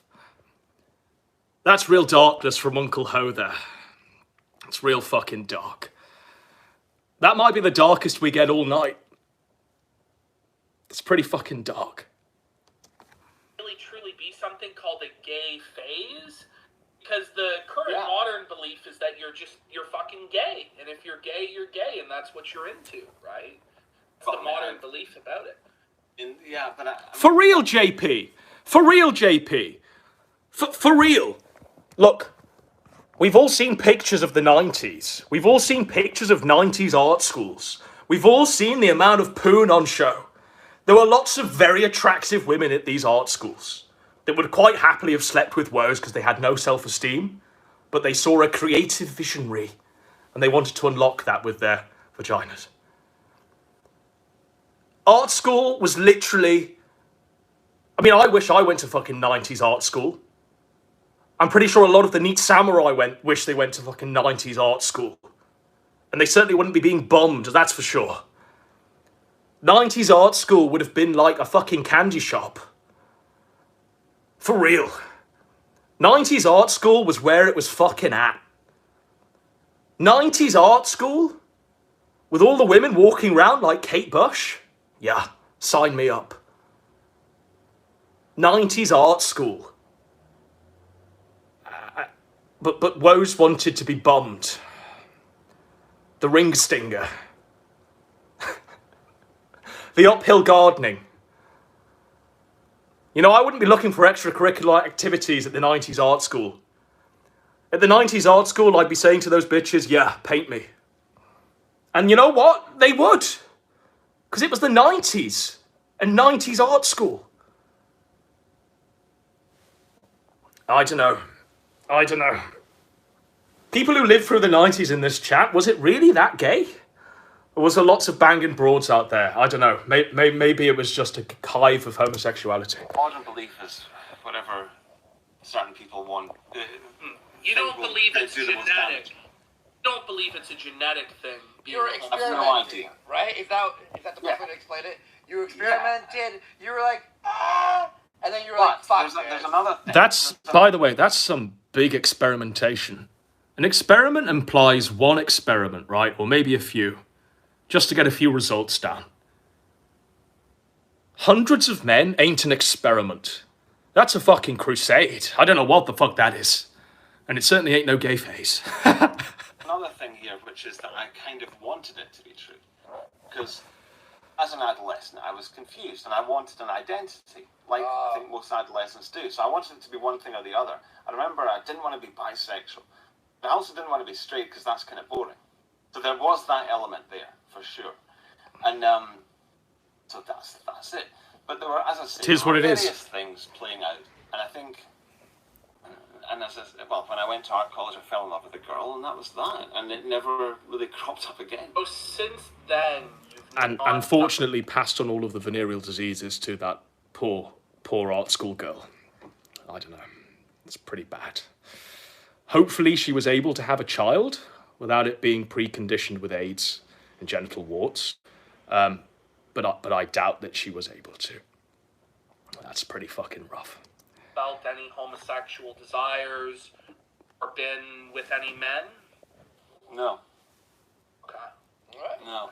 So it's but this isn't something because the reason he introduces this in, I think, is to almost make you more sympathetic. To a liberal audience, yeah. To a liberal audience, this is the idea. I mean, this man is gay. He's part of a class that's discriminated against. And so how can he then be for discriminating against other groups that have historically been marginalized, right?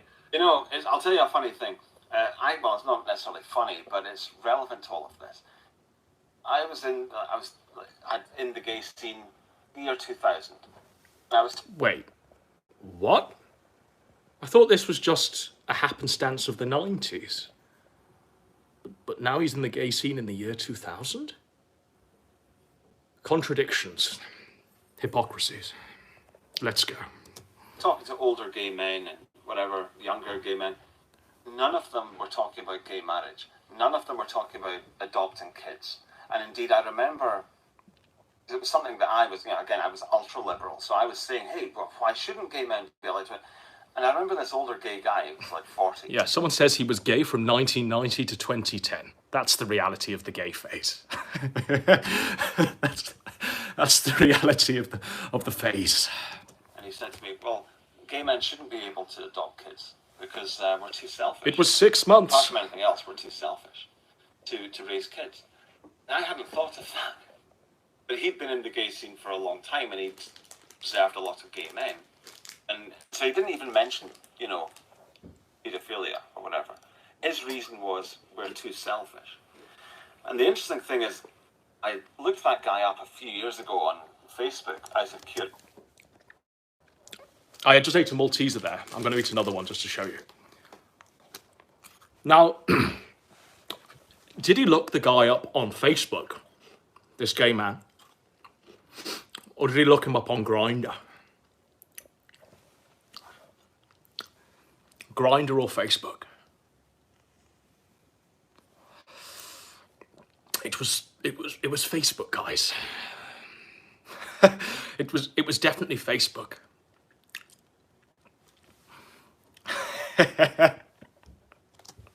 Curiosity. And he's now on board with the whole stuff. Married. No, he's not. He's not married, but he's cheating on his friend who's adopted 2 kids and stuff. Okay. So he has changed with the politics of the time. The whole woke stuff has changed his mind as well. May I ask you actually, because You know, I had a buddy who had like a brother who was gay. And when his brother started heading to all these clubs and shit, apparently he became like a huge drug addict and alcoholic and all this stuff. I mean, he's definitely describing himself, isn't he? I mean, has he just described himself there and said it was his brother? It was a brother, it was a cousin, it was a buddy whose brother was gay. Yeah. I mean, Andy, we know what went down in Miami. Well, I mean, we've all seen the clip of you molesting Failure, where he's saying, I do not consent, Andy. I do not consent. I do not consent, Andy. He's asleep in the hotel room and Andy's trying to rape him. It was his buddy's cousin's brother. Okay. Holy fucking shit. Was there maybe that guy was like on drugs or drunk? Like, Maybe he was snorting boxed wine. No. There's a lot of partying around where you were hanging around, because that's what I hear. Well, It's what he's heard, guys. Take a lot of drugs. Coach has got the 4K drone footage of it, by the way. Well, yeah, but Asking for a friend, that's right. I think loads of guys did. And as for that older gay guy who said that, no, he was very much past the point of the age of clubbing and partying and shit. Well, we did get a super chat with a somewhat facetious question, and it's $20 from PPP Weight Gain Admirer. Thank you. PPP Weight Gain Admirer. You're telling me these people aren't fake? So And which that's not felted on that, but he says, let me guess, you blame the Jews for you sucking cock, Woes. Is that who you blame for it? Or? I mean, that was a pretty good super chat. Because that's what he's essentially saying with the culture of the 90s and the societal pressures and all that. I mean, he's blaming an external force for his own actions. I don't know. Like, I don't blame anyone. It was Cal. It It was the boards. They, my sister. I think I'm naturally quite liberal, and so it just doesn't. I just don't see it as something that is that important, because I know that throughout history this has happened in different cultures. Oh, and that was the eternal woes coat whenever he was challenged on his gayness back in the day. Do you know what this guy would really say when the A-logs from Britpol were going after him? Well, the Romans did it, the Greeks did it, and just like the emperors of old, Millennial Woes is allowed to do it. Yikes. Yikes. I don't know. The Romans did it. The Greeks did it. It was all okay then, apparently. So, yeah.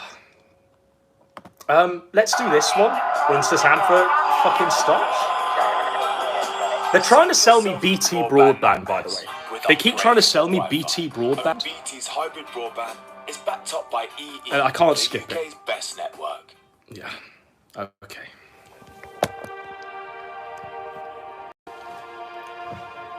Should we find another timestamp? There's a few that jump up here. I think we'll go to Jahan's, the one where he talks about Jahan's, because Jahan's is in the documentary as well. And then I'm happy to throw it out to the audience to select a timestamp, because there's a fair few here that we can comb through, you know? I mean, there's a few here, a few names I recognise. I mean, the Davis Orini one jumps out. Spencer saluting Trump, that jumps out. Sonic Thor, whatever that means.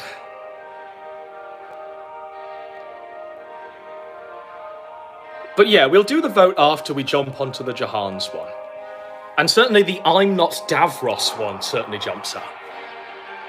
And retirement and Luke Ford. I mean, Luke Ford's pretty based. I think I'm one of the only 20 people that watch Luke Ford still. Luke Ford used to review porn. He was like a literal porn journalist. And then he got Enoch and Spencer on the show, and they wore sunglasses. And everyone remember Luke Ford? Well, Luke Ford's still around to a viewership of Godwinson and a few A-logs in his Discords.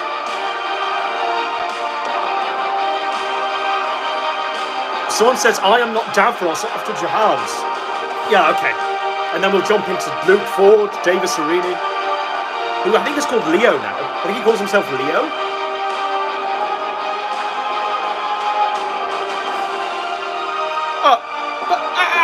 Fuck you.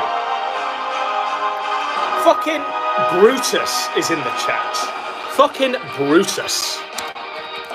Brutus of the fucking manifesto. Fuck you. Brutus, this is all you deserve.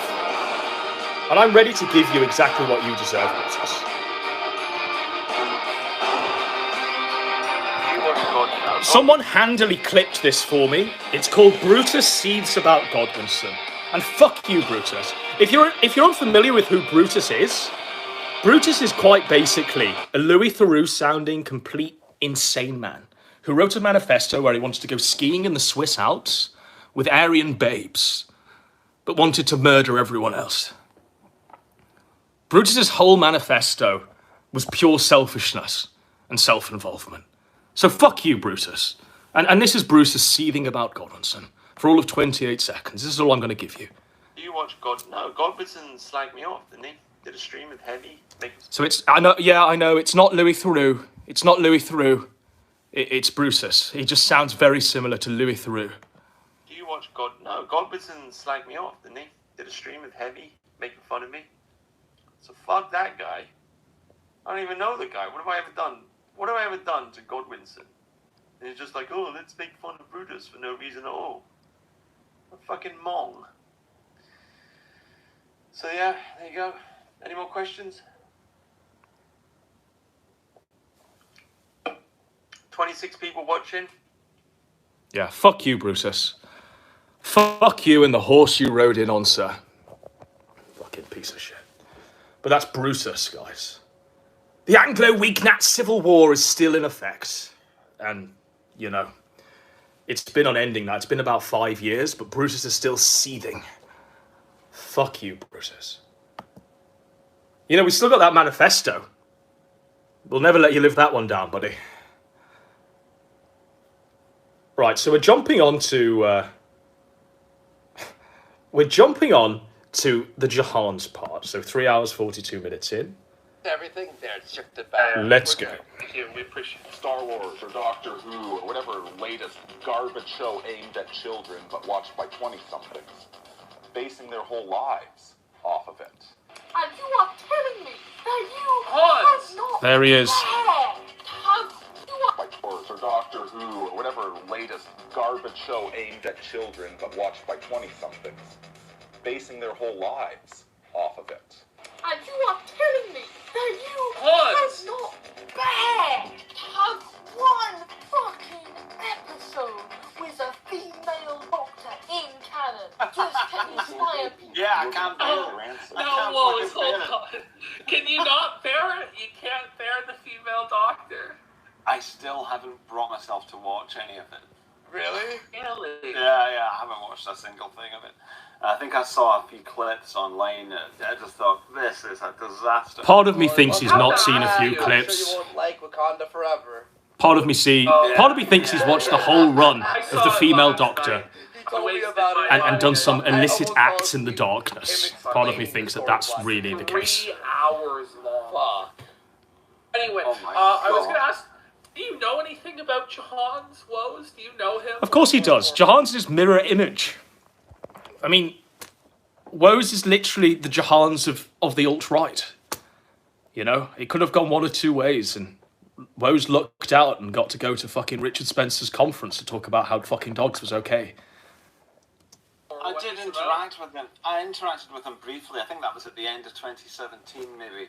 And I was thinking of inviting him onto Millennium. Two sides of the same coin. That's right, Godwin Spick. Two sides of the same fucking coin. Because people were talking about him. There was a lot of attention. And, you know, I felt sorry for the guy. It was obvious that he was a very troubled person. And God knows what... I mean, I think he had low testosterone. Yes. I can't remember all the stuff. I think He had Kalman syndrome and less testosterone than the average woman. including autism. And autism, that's right. He'd found the alt-right and he was outraged by it and he was disgusted. So people were taking the piss out of him and I felt sorry for him and I thought, yeah, just leave the guy alone. And he saw another victim, let's be honest. He saw another victim. Let's get him on Millennial and try and fuck him. Let's get him on Millennial and solicit a dick pic. That's what Millennial Woes saw. it should be beneath us to be doing this to a frankly vulnerable guy who never stood a fucking chance. He's a mess. Oh, I mean, this rewriting of history, Jahan's fought back pretty intensely back in the day. There wouldn't have been the content generated if Jahan's wasn't screaming that he wanted to rip our heads off. If he wasn't calling us all Blairites who needed to be hung from the rafters. I mean, that's the reality of Jahan's, but he was an innocent, vulnerable person who never did anything. Yeah, okay, Woes. See that. So just leave him alone. But of course, that's wishful thinking on my part. And then as for Johannes himself, he didn't do himself any Johannes? He was obnoxious, he was arrogant, he was condescending, and he had no reason, not like right to be. That's right. Jahan said, back in the day, by bullet or ballot, I will defeat UKIP. By bullet or ballot. That's Jahan's. By bullet or ballot. I mean, I love the revision of history. It's just amazing. By bullet or ballot, folks. But anyway, I thought, well, I could invite him onto Millennial. It might be interesting. Invite him onto Millennial? That year, 2017, I had a few people on who were of a different ilk, like Professor Mike Isaacson, for example. Let's have another Malteser. So I thought, okay, I'll invite Johannes. So I said to him by email or something, I'll have you on, we'll talk, but you've got to promise to be respectful. Right? Just don't fucking rant at me about how evil I am. Can you promise that? And he said no. Base Johans. Bravo, Johans. Bravo for not cooking yourself. Bravo for doubling down. Base Johans. What if my nan can't pay her energy bill? What if your nan can't pay her British energy Gas bill? Energy Trust can help. So you've taken up running. Apple Watch has taken up a few new things as well. First, it tracked your distance. Now, it tracks your stride. Yes, bravo, Jahans, for staying true to yourself.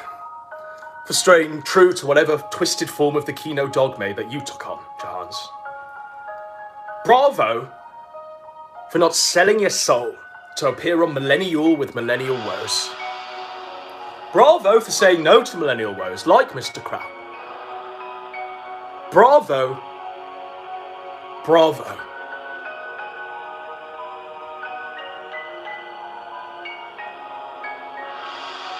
Because whilst Jahans may have wanted the world, all in sundry, to feast upon these body horror tits, UKIP voters. There was one person he didn't want to feast on the body horror tits, and that was Millennial Woes. We salute you, King. And whatever you're doing now, hopefully it's legal. Hopefully you haven't cannibalized some innocent person yet. Hopefully the test injections aren't causing you to tard rage anymore. Hopefully the women of the world are safe from your righteous anger, from your cannibalism, from your urges to turn them into sylphs. Bravo, King.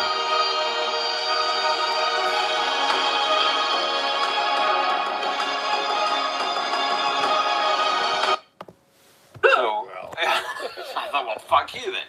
So that's why I didn't have him on, and I don't think we ever talked again after that. Based. What a crossover it would have been, Woes and Jahans. Do you know, so Jahans did have, like, supremely low testosterone, and they got him on testosterone supplements. And now... Injections, by the way. Jahans has become a cannibal. He now has a cannibal fetish. What? He's has violent fucking fantasies and shit like that. He always had a cannibal It's fetish, actually but become really the reality of Jahans is he fell into this fannibal thing. So apparently there's this show called Hannibal with Mads Mikkelsen. And Jahan's infiltrated the Fannables and is now a high-ranking member of these Fannables, where, I mean, there's actually some prime poon in the Fannables, but they're all mentally fucked in the head and they all want to be eaten. They don't want to be fucked, they want to be eaten. So, you know, that's where Jahan's is nowadays. King of the Fannables. Dark with Jahan's to the point where even Godwinson doesn't cover him, and this is the guy who actually like was stalking Jahan's. Like, he was in Jahan's bushes with binoculars with like 12 other people. What? In Jahan's bushes with binoculars with 12 other people? Jahan's didn't have bushes. Jahan's house was literally like a Transylvanian castle amidst a sort of peasant village that surrounded him. Quite literally, that was the case of Jahan's fucking situation of his abode. Literally an ivory fucking tower. Surrounded by the council estate that surrounded him. But we were in the bushes with 12 people. What?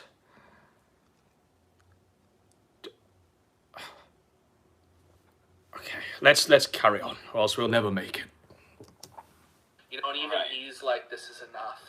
So, yeah, that's how Jahan's ended up, which is fucking crazy. That's tragic. That's absolutely tragic. As I said, the guy was a wreck, and it was obvious he was a wreck. And I just didn't. I just thought it was bad taste, you know, to be bullying this. Oh, it is. It was bad taste to have fun on the internet. Someone said the bad ending. He got the bad ending. Should have just been allowed to frolic free and fancifully as a soy boy that he was meant to be. Now he's like a fucking guy. He's a tragic figure. All right, let's. Real fast before we hit play, Lord Aragon for $30.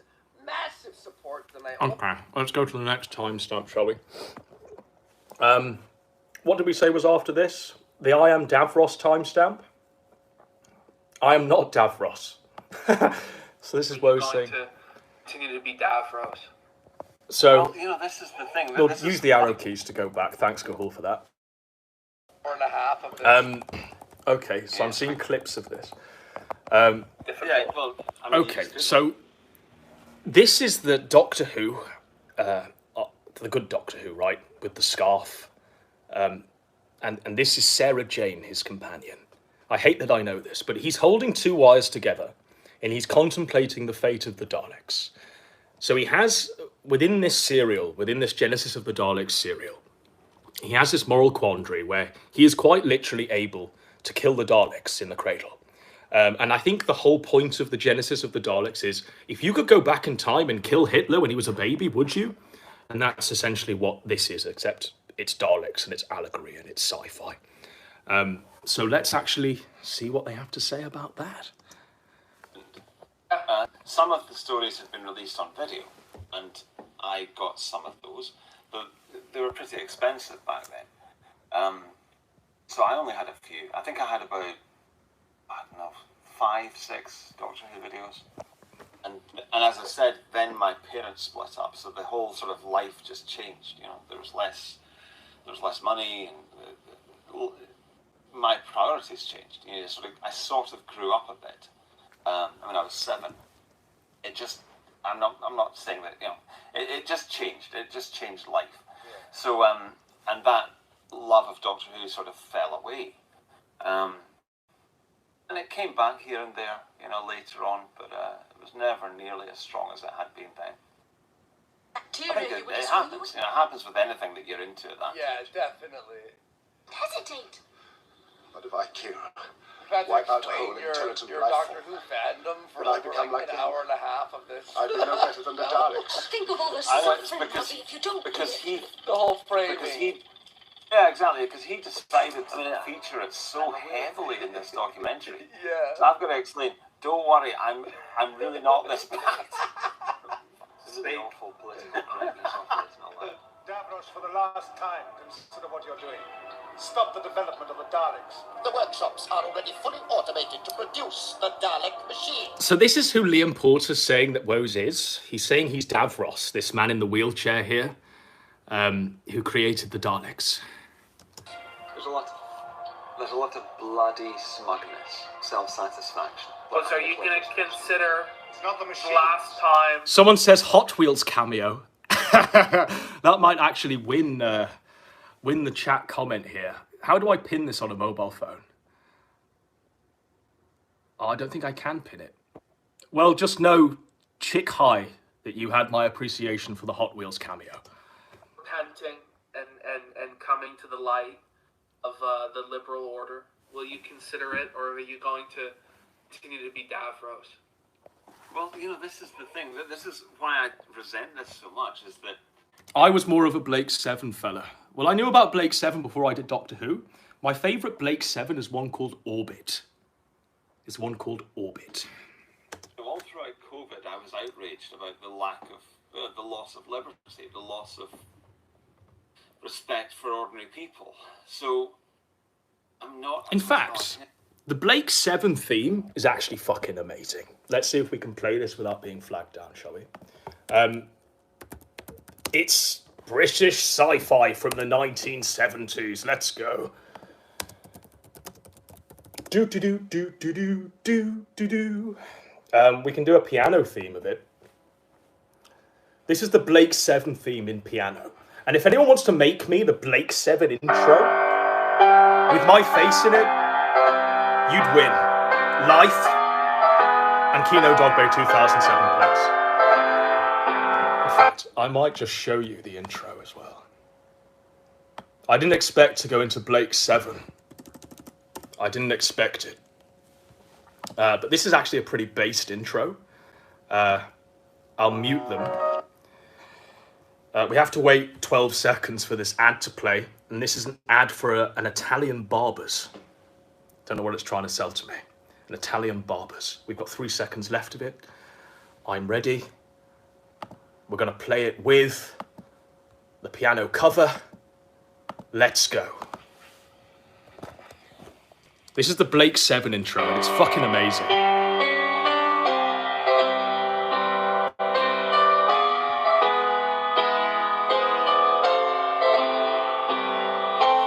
Now, Blake 7's whole conceit was that the Federation in Star Trek was evil. So the Federation are the enemy, and Blake's got this gang of 7 rebels.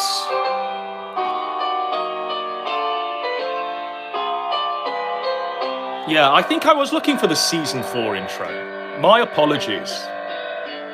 It's actually the Season 4 intro that we're after.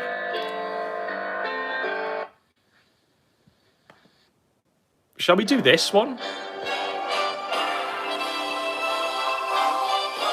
This is the greatest title sequence of all fucking time.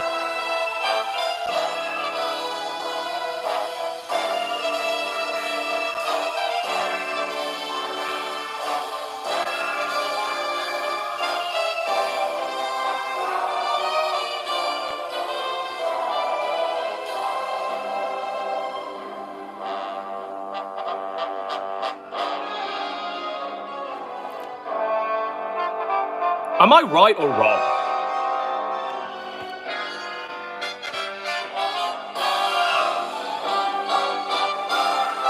This guy is the greatest actor of all time, by the way. This guy, this is a real divergent. This is a real fucking, sidetrack. But this guy, a true fucking great. I just want to show you what happened to this man. Because if you're an old school Blake 7 fan like I am, this was a pretty fucking wild ride for what happened to this guy. So the man you saw, the man you're seeing here, is Paul Darrow. Paul Darrow. Now, Paul Darrow was a chronic alcoholic. He used to go to sci-fi conventions where all he could do is get work doing that. I think he was in a Doctor Who. But all he was able to do was basically be the guy from Blake 7. And he drank himself into such a stupor that he ended up in a wheelchair and lost both his fucking legs. Paul Darrow. Legs? Is that going to bring it up, or is that too much in bad taste? Oh, I don't think it's going to show me him losing his legs, unfortunately. Oh, there he is. So he lost his legs due to alcoholism. Paul Darrow. F for his legs. But he was in a very, very, very good sci-fi TV show back in the 70s. And there you can see him with his vice. I think he was in a wheelchair whilst he was drinking that. I mean, holy fuck. Deary me. Deary me. I hope he's quit since someone says, well, he's died. Paul Darrow died. But you know what? He was pretty good in Blake 7 there. On board the Liberator. Right. I didn't expect that one. Let's see if we go back to this. I'm definitely not Davros. I honestly think that my views would have been fairly normal. Let's You say just 4 agree generations. not to genocide the Jewish people, Woes. Turn from that. If you don't repent to the liberal order, there will be no Jewish people, Woes. Oh my gosh. Yeah, Paul Darrow is really sober now. The Daleks through your rhetoric. He's absolutely very sober. It's also mixed up. I think we've been going for about, what? 6 hours and 28 minutes. And I'm just fucked. I can't even keep up with all the contradictions in what you just said.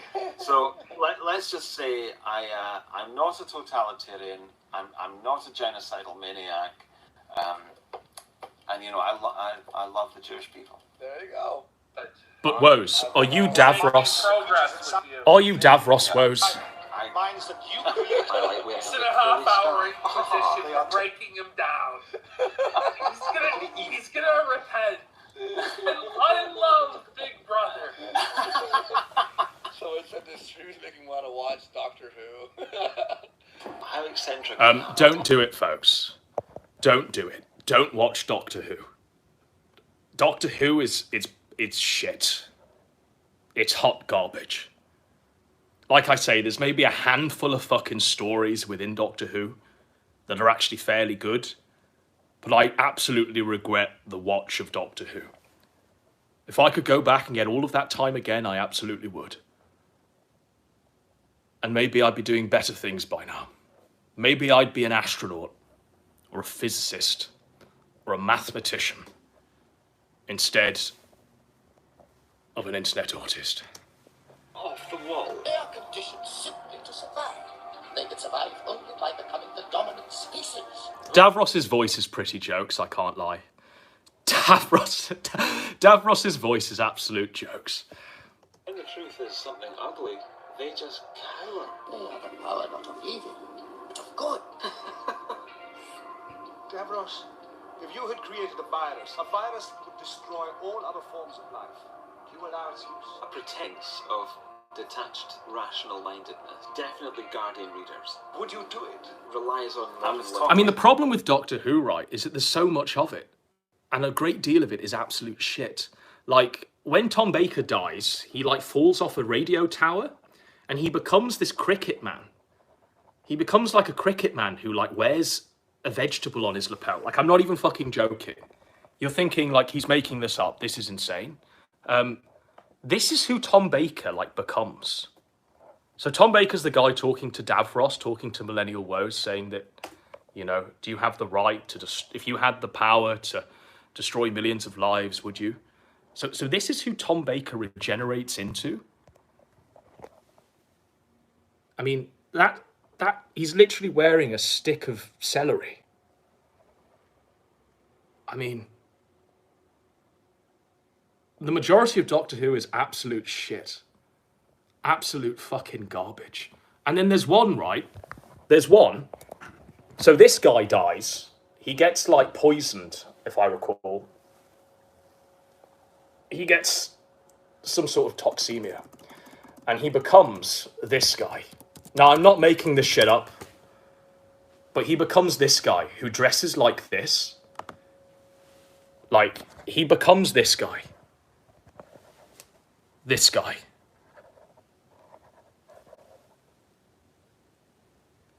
This guy. What the fuck? What the fuck? And this guy is genuinely unwatchable. It's like actually watching Jahan's in the role. He starts off by like strangling this babe here. Fucking hell, she's aged. But back in the day, she had amazing, amazing titties. Let's see if we can find out if we can pick up. I think her name's Perry. Let's see if we can see Perry's big tits for the audience. Because that's the only thing you'd watch Doctor Who for, really. You'd watch it for the crumpet. I mean, look at these guys. During that part of the watch, I was like, good God. Hot damn. Thank fuck for that. You know, look at this. Look at that. God damn. Ding dong. Ding dong. Oh, mama.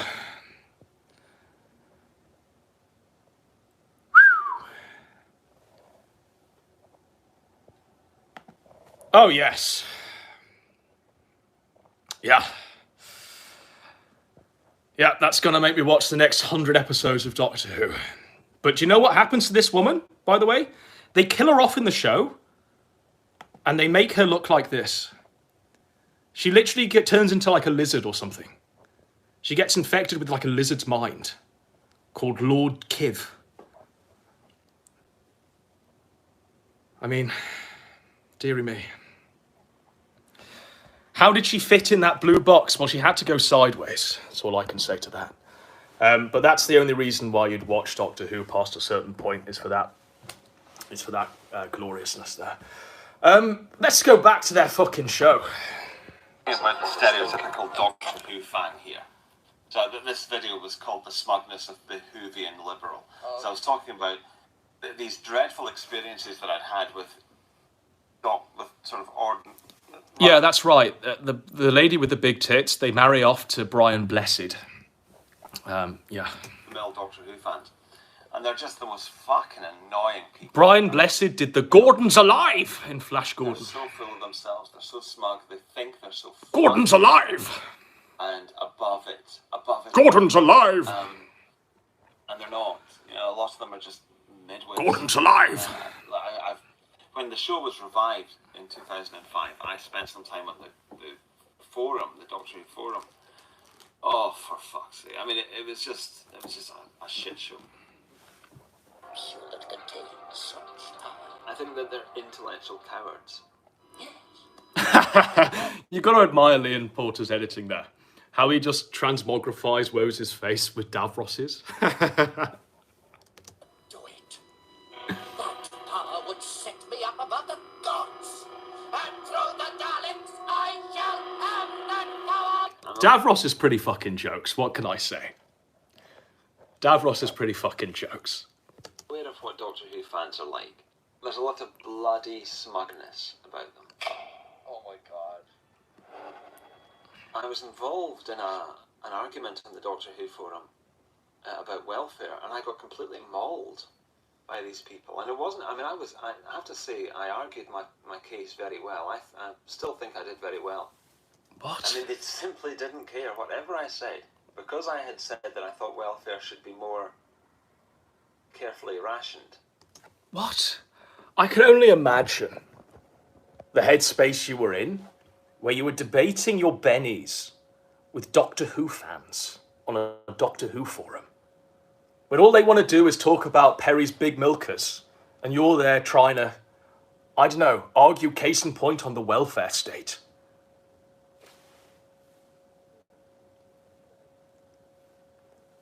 Deary fucking me. We should absolutely believe that some people are self-destructive, and it's just the truth.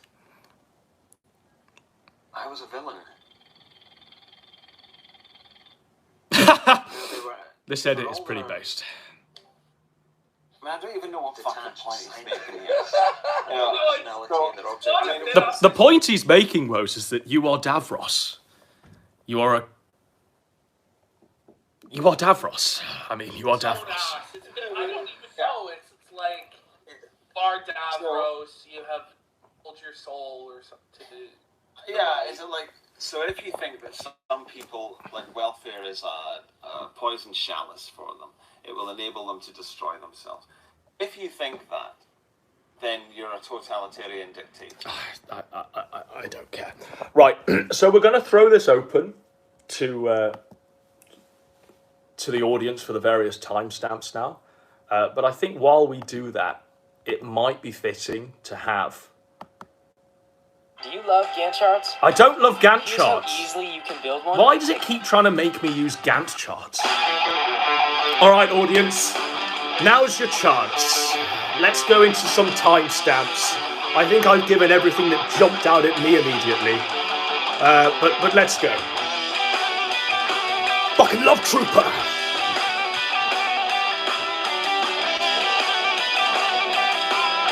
This is kind of like Davros' eye when I do this.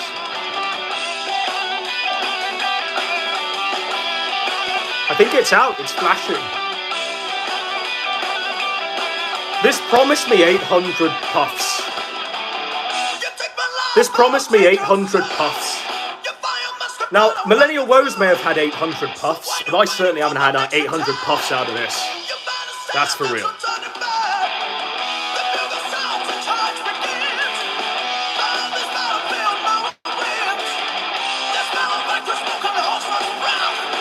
Go on then, fire me some timestamps, let's go. In fact, it might be worthwhile if I actually got the live chat up.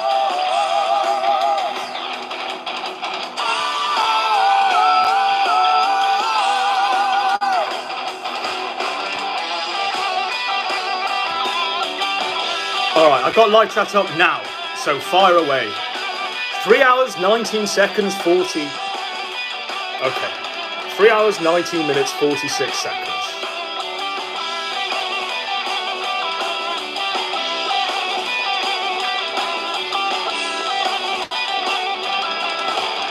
Let's use those arrow keys.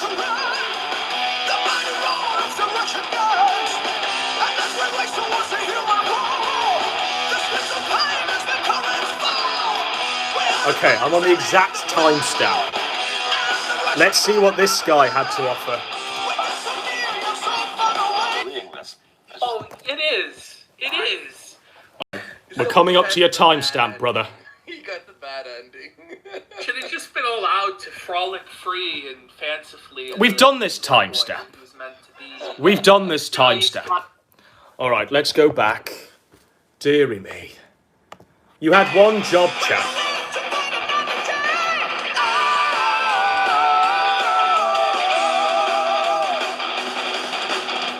Three hours, 19 seconds. Okay. Okay.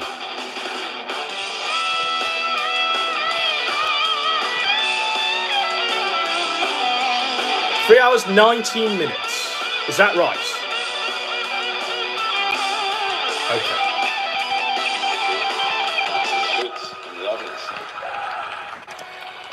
So this is Woes at his rally that he was invited to by Richard Spencer.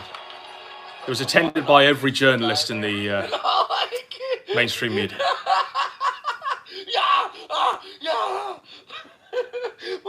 What? What?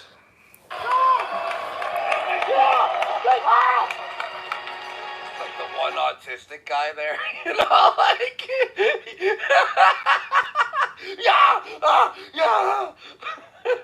what an idiot! Like what the fuck? Like Jesus Christ! He like hopped up on amphetamines or something, you know. Like anyway, Spencer, you're right. You're right. Whoa, buddy, I don't know if they were leftist infiltrators. I don't know if they were just young men drunk and showing bravado. Okay, so I think what this refers to is... so obviously they got them all in a frenzy, right? And they started throwing Roman salutes at this press conference and completely upstaged them. And obviously the mainstream media went away and said that this rally was attended by Nazis. But Woes' cope is that they were infiltrators from Hope Not Hate and the Southern Poverty Law Centre. And they were the ones throwing the Romans. And we'll see what he says to this, I suppose. 3 days Sonic after fan. the It was a Sonic this fan blog who did that. published a post about me. Scottish alt-right vlogger, centre of Heil Trump storm.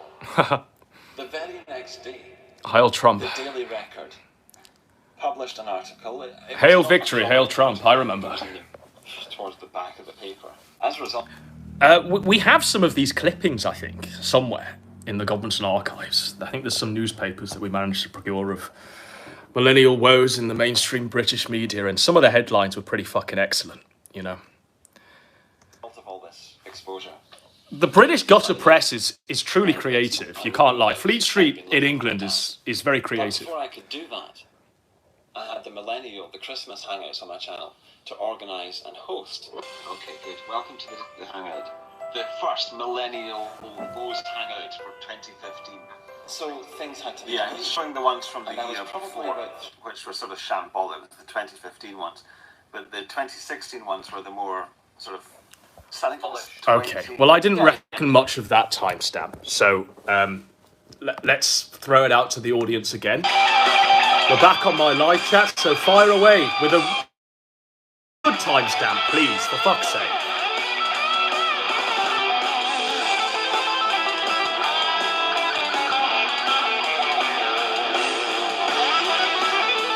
Someone says 5 hours 44 seconds, God Rod. Yeah, I'm ready for that one. You ready for the God Rod? Let's go. Let's go. What was that one again? I've forgotten the timestamp.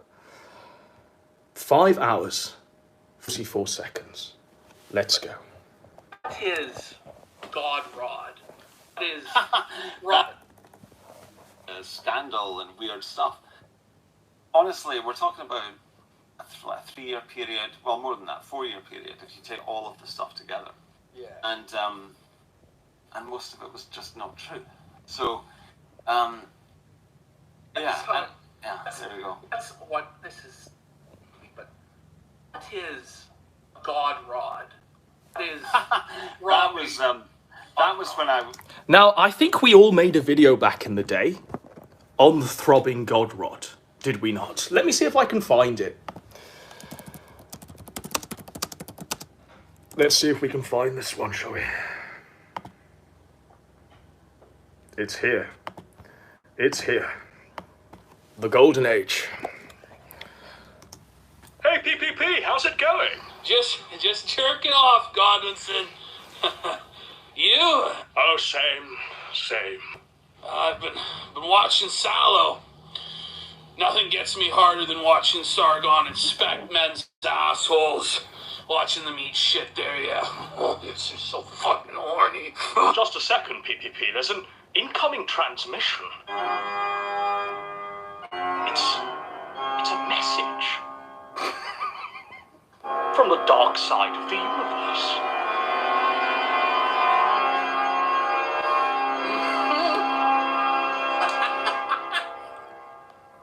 Godwinson, PPP, Millennial Woes, has resigned as the leader of the alt-right. I think we should read this. He says, "Dear friends and fans, as alluded to in my recent Ask Me Anythings, I have had pretty much all I have to say on nationalist topics, yada, yada, yada, yada, yada. My channel, as its name would suggest, was always supposed to be about healing from the damage of modernity and becoming the best person you can be.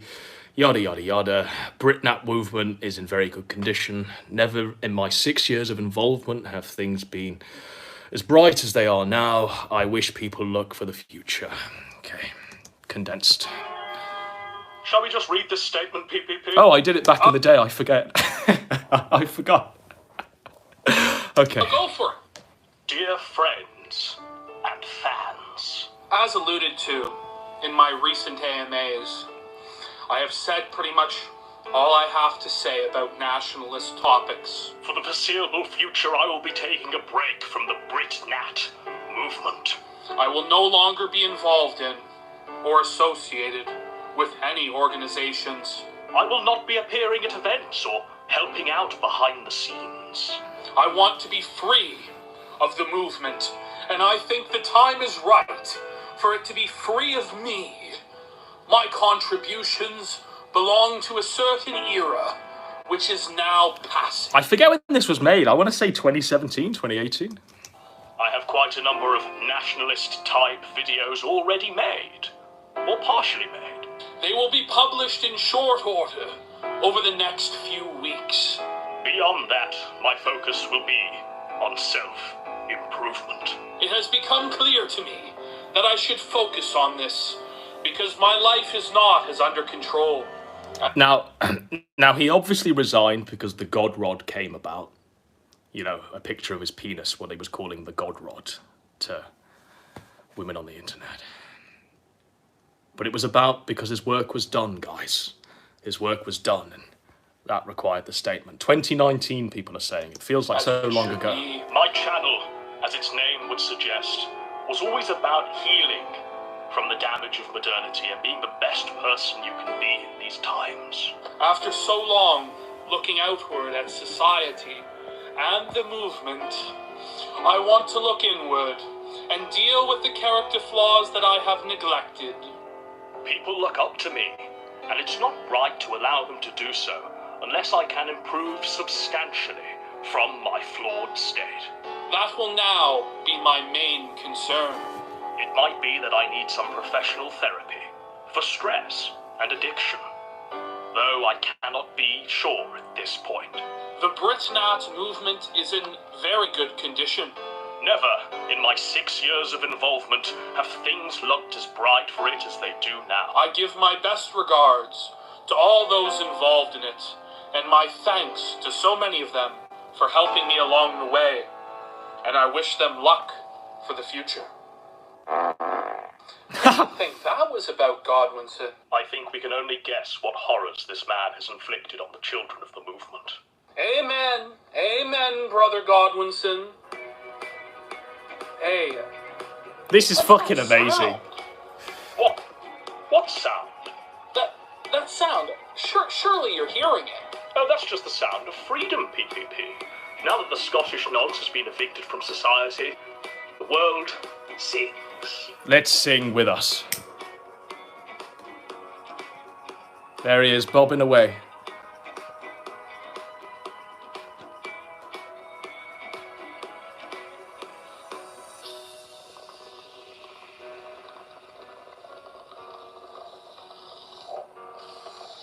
I forgot about it too, crowd. We made lots of content back in the day.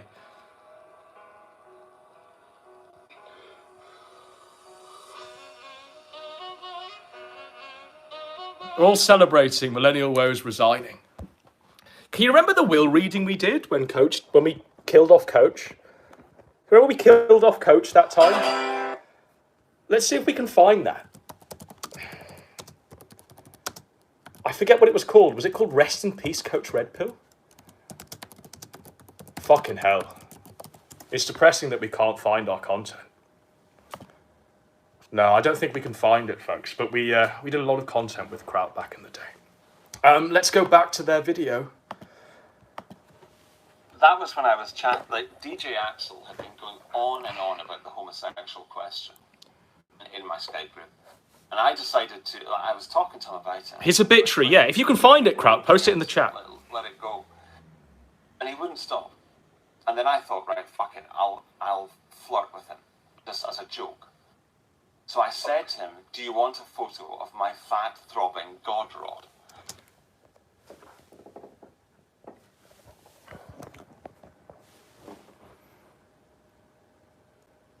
He said to him, do you want a photo of my fat, throbbing God rod?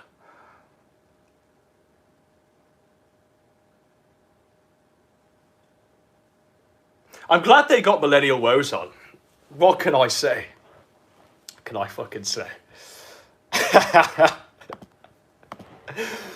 Yeah. See if we can find that Coach Red Pill will reading video. Does anyone remember that? We made like a will reading for Coach Red Pill. We killed him off. We literally killed off Coach. And you know what? He's been dead ever since. I can't find it. I can't find it. Maybe someone can find it. We'll go to the live chat. I think we've had enough of Millennial Woes, haven't we? I mean, we don't need to go for 7 hours on Woes, alas. But I think I'll just try and find this. What the fuck was it called? And we did one where we did like a Jeremy Kyle results show, where Coach was announced as my dad. Can you remember that one? Did a few of those.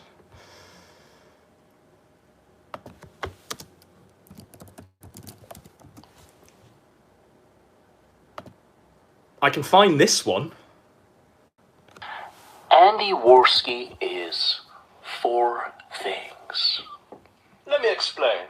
Women are dogs.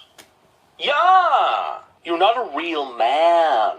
Yeah, not a real man. Sargon knew. Let me explain, because, you see, incels need to rise up. Yeah. So I've written this book. Yeah. And it's called Wilshire Boulevard. Yeah. Pregnant women are damaged goods. Yeah. I forced my girlfriend to have an abortion. Yeah. Andy Worski We love is Coach. a liar. Rest in Andy peace. Worski is a faggot. Andy Worski is a coward. And Andy Worski is a piece of shit. Yeah, that's right. Someone's just mentioned the CGI children. So, me and PPP used to talk to Coach quite a lot on Discord. He used to summon us into the office and try and direct what content we should make. Now, we were at the time, we just launched Twin. And we were sort of going in on Coach because he was doing these shitstream videos where he said that he had a gay sex tape of Ralph and Worski from Knoxville. And bizarrely, Coach decided to get his kid on stream or on some sort of video that he made. And then we made a few jokes on the Twin saying that Coach's CGI technical skills had advanced to a new level. And, you know, Coach is the new Jurassic Park or something, and that kid might as well be a CGI dinosaur because it ain't real. Coach took real high offense to that.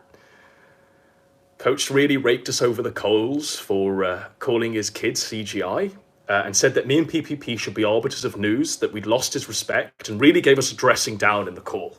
Said that we were liars and evil and we needed to die. And he said, by bullet or ballot, I will kill Godwinson and PPP. That was back in like 2019, I think. Heady days. I'm trying to find this thingy video, the will reading. Yeah, there's a lot of history between ourselves and Coach. God, we're really going back in time here. I've just scrolling past the Cog the Cow thing from Ear Juice. That birthed the moo for me meme. Holy shit. We've gone past Neats in lockdown. Maybe we can play that one in a bit. We were clapping for the NHS there. You know, I don't think I'm going to find it, unfortunately. I don't think we're going to find the Coach Red Pill will reading. It's pretty fucking tragic. I don't know. I thought the archives were a bit more comprehensive than this. Alas. I mean, we can try again, folks, but I don't think we're going to find it. We're going through a whole back catalogue of things here. The Christmas dinner review. The crucifixion of Ethan. Now, this is probably my favourite of the streams I ever did when we were going after Ralph. This was brought to you by Kraut on the OBS. This is my favourite of the streams that we did. I think Kraut had a lot of... He had like a big intro that he had lined up. But we were going live on Kraut's channel. I forced my Trout to have an abortion. Yeah. I love it. So Kraut was giving us a lead in. When the fuck did we actually stream? Okay.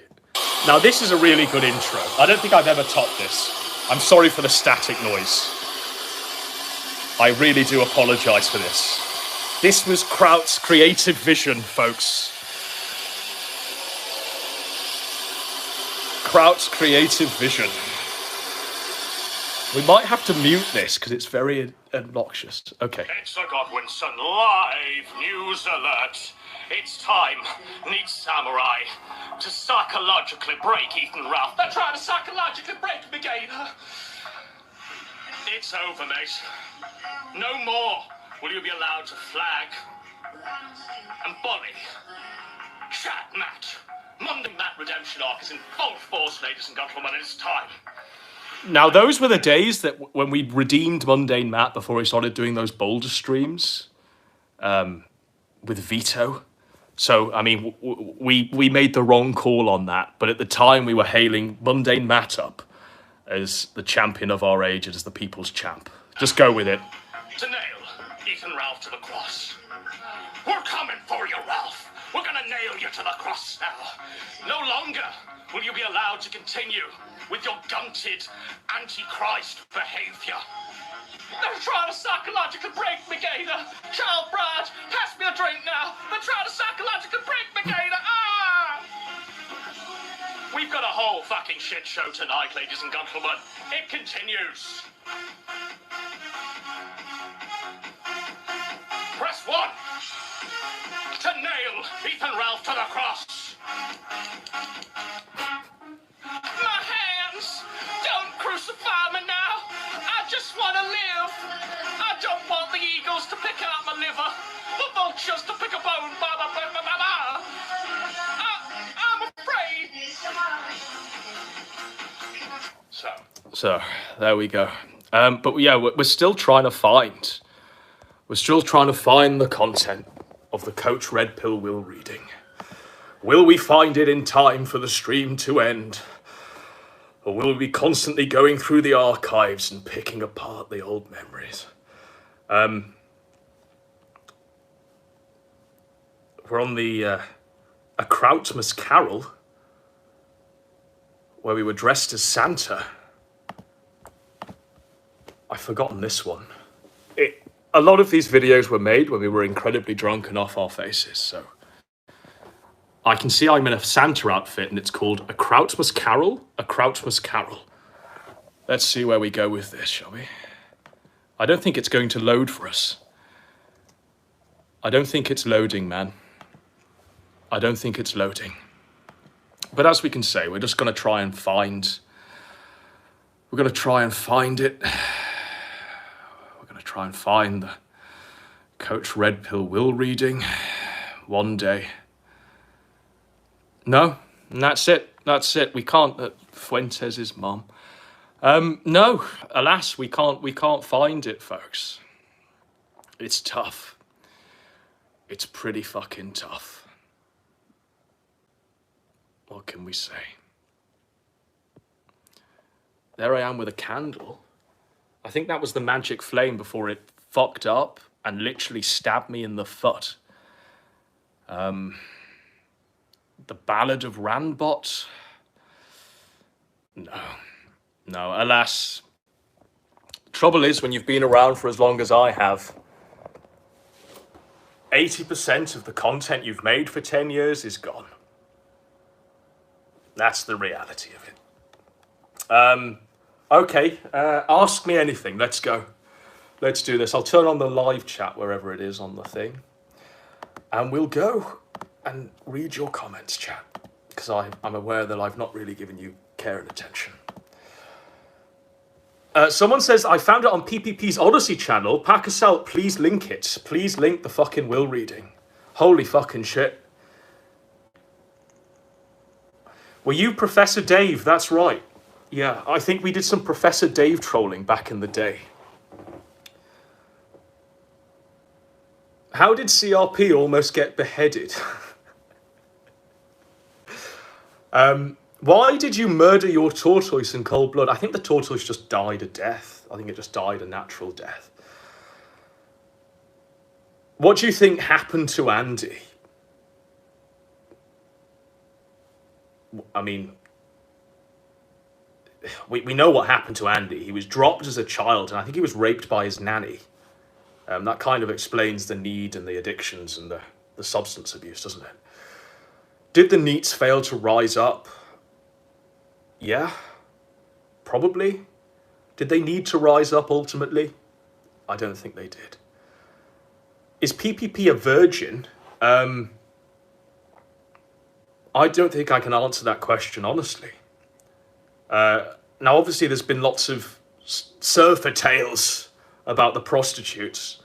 It's up to you whether you class a prostitute as a legitimate way to lose your virginity or not.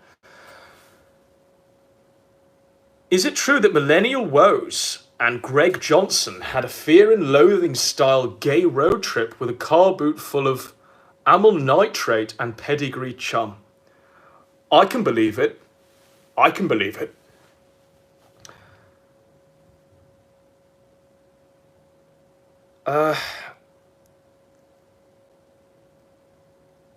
Godwinson, was the bonding with CRP by making cum tributes to Melanie Warski? Yes, that was how father and son bonded. You better believe it. They, Cal, the boards, I'm having a panic attack. Good work from Coach that night, by the way. I didn't know an old man like that could still produce that well of seed. Who knew? Who knew? Melanie knows. Melanie knows. Kraut and Godwinson collab when? Well, I think it's soon. I think we're going to do a review of the Christmas dinner stream. And it might be worthwhile just to have a word with Kraut about how things are going.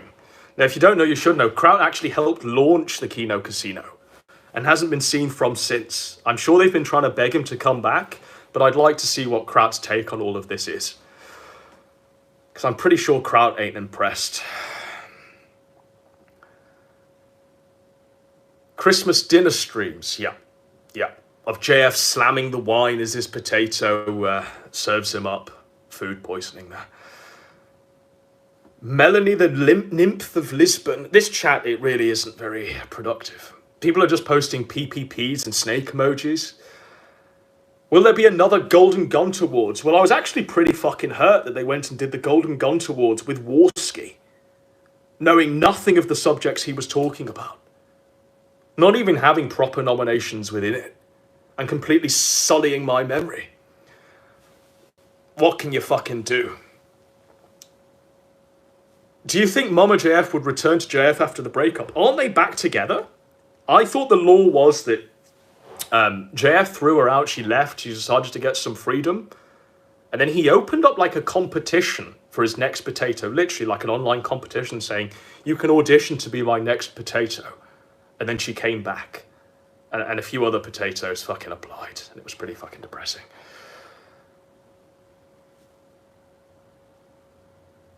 Would you ever consider an affair with Melanie Warski, or is the risk of Warski's gene passing on too much? Yeah, I mean, that bitch's womb is polluted. She carries the Warski bloodline. The last thing you'd want is to give birth to an Andy Warski. And I certainly wouldn't call any son of mine son with Warski's lineage. If it came out like Andy Warski, I mean, I don't know. I don't know. I know we've been saying lots of prayers for little Andy Jr., but, you know, it was probably right that little Warski wasn't allowed to be under the parentage of Andy and Sinead.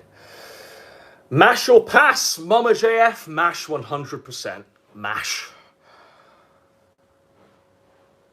My link doesn't show up in chat, but I can tell you what to Google. Go ahead, Packasell. Let's fucking do this. I need the Coach Red Pill will reading stream to fucking end this. Demon Baby 2.0.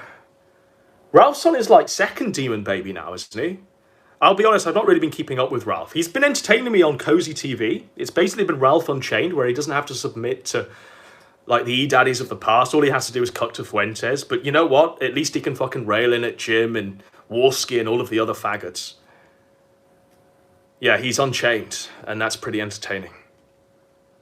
I'm streaming at you live from an undisclosed location. I fucking love it. I love it. Kraut says he has the sex tape review. I think that's too hot for YouTube. I remember at the time, Kraut, that we were actually jumping from streaming platform to streaming platform mid-review of each segment of the sex tape because we kept getting banned and flagged off. So whoever's got the archive of that was very fucking diligent in their following us around as we were trying to review that sex tape. And I think we went for a few hours trying to do that as well. We even used like Brian's streaming platform at one point. We ended up on Xander's, and I think we ended up somewhere. We ended up in a few places. Could the remaining 3 horsemen actually ride again? Kraut, Godwinson, and Coach Redpill?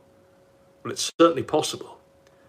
I mean, Kraut and Coach are in this chat. So it's certainly possible for the 3 horsemen stream to occur. It's not off the table. It's certainly not off the round table, is all I can say to that.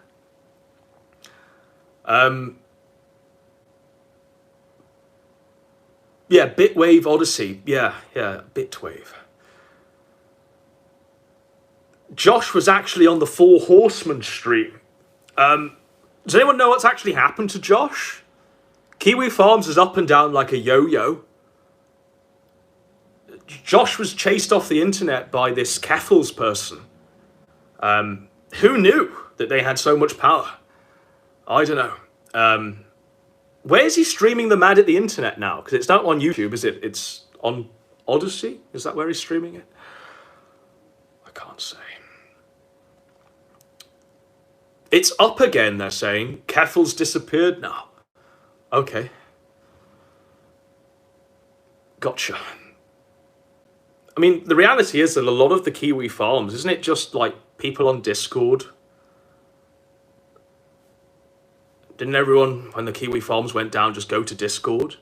And now that their farms was probably back up, they're just organising posts on the Kiwi farms. It's pretty fucking tragic. Things ain't as good as they used to be, folks, is all I can say to that.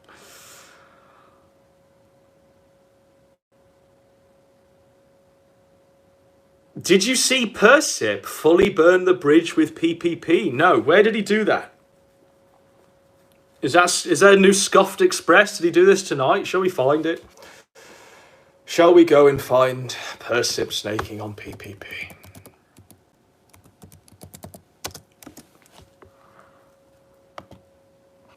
Is it this memorial to the fallen?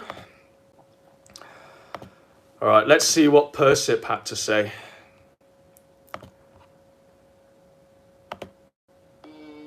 We've got Squire at the top of the hour. A guy that is a complete mystery to me. And we'll go over what has happened, what has gone wrong, and since it was all very public, I don't feel too bad about it. So here we go. As you well know, Andy Worski snorted coke live on stream. Live. And I'll tell you what, I'll give this PPP was very I'll give Persip the dignity he deserves. And what I'll do is I'll just rest this here. I'll let Persip speak while I go for a big steaming shit. There you go, Persip. That's the respect you deserve, my friend. He made a response stream. Now, PPP has been begging me basically to come back to the show now since I left in July. He really needs a writer, I guess. As Adam says, a writer, head writer. I was never quite comfortable with that title. This isn't pre-recorded. I'm just exhausted. I worked all day, but I figure I needed to get this out of the way. He's on the verge of tears. Yes, Tom. I'm on the verge of tears. Actually, I'm laying down on my couch as I try to put this together in my head. So PPP's been begging me to come back since July to do the show. I basically cut him off after the whole Godwinson doxing thing. It was basically over. After after Andy got knocked out, I had some forgiveness in my heart. It was so amazing. I laughed. I cried. I laughed so hard, I almost threw up, actually. I mean, I was laughing really hard. Andy got knocked out within, I think, 15 minutes of starting it. I said, you know what? Maybe he was right. Maybe we should have let it go. But I knew that if Ashton went ahead with this, if he went ahead and did this whole fight thing, he'd forever be a slave to Andy. And we all knew it, and we all told him that. And he didn't listen. He didn't listen, and now he's Andy's slave, and he's puffed up on fucking pine cones that Andy shoves up his ass every night. And the guy's expanding by the day. He can't live without the hundreds of dollars in fast food a week. And Andy provides that money for Ashton. Because Ashton is an addict too, and he's an addict for food. Andy needs his coke habit. Feel a bit lighter after that, that's all I can say. And Ashton needs his fast food. Okay, what's he saying? There's never anything going to of be interest a way that he's ever going to be able to be pulled away from that. Well, there you go, Persip. That was your 5 minutes. There is something I did want to show you, but I was saving it for a show. But let's fucking go. Let's bring back some fucking flair to this. Now, like we say, it's not just been us in the darkness crusading against the Kino Casino. There's actually been a team of animators that have taken up arms and produced some truly great content. And we've been speaking of the Golden Guns, and you know, this is contender for best animation, best animated feature of the year. You better believe it. Where the fuck is it? Oh, we have to go to our watch later. Okay.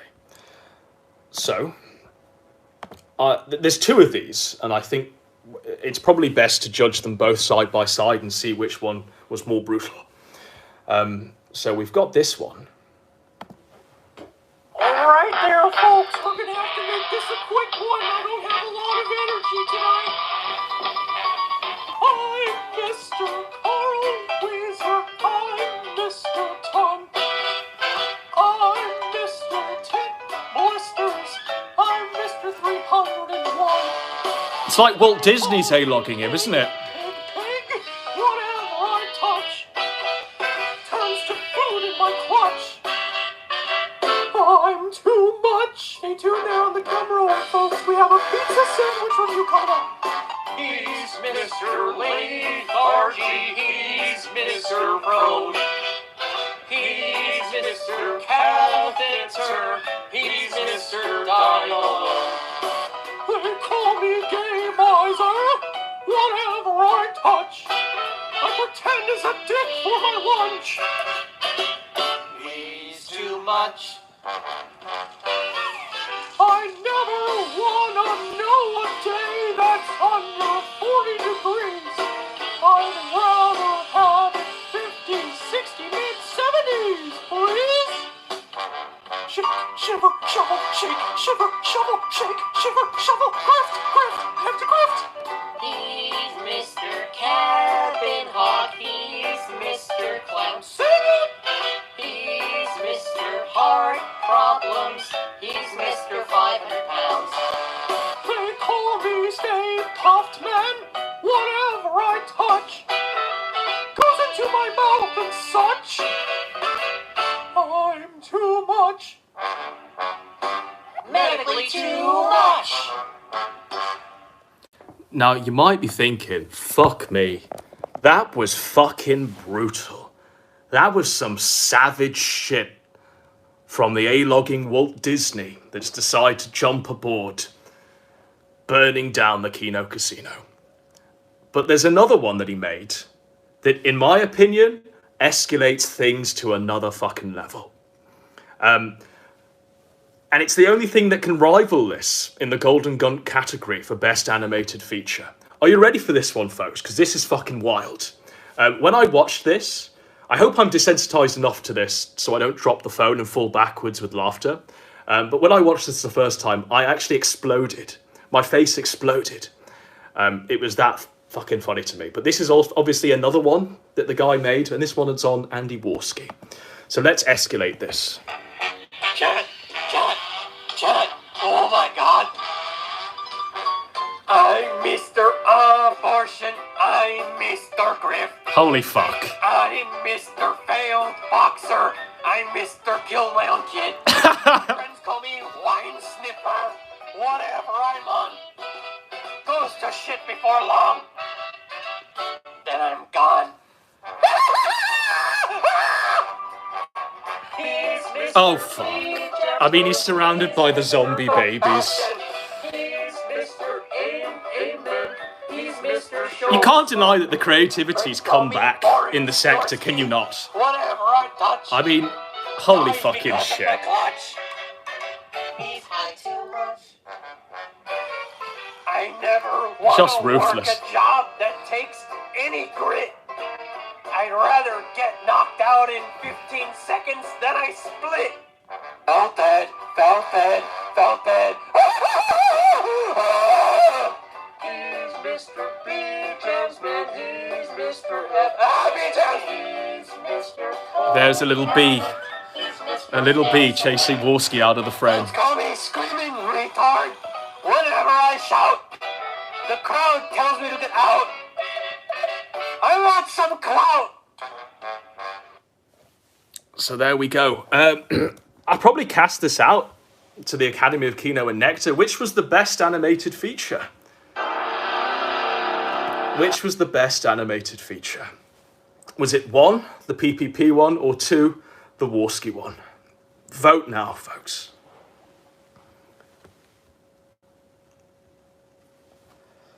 Vote now.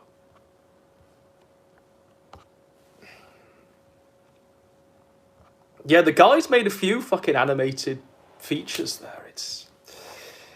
Sector's getting creative again. It's a mix of 1s and 2s that I'm seeing here. A lot of glory here. I mean, I'm ready to end the stream, but I'm happy to go on again. It's white flag, because I think it's appropriate.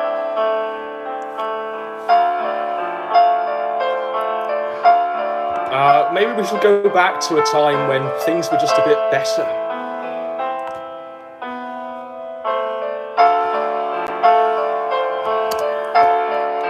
I'm desperately trying to find this thing before we round off. So people are saying it's on PPP's Odyssey.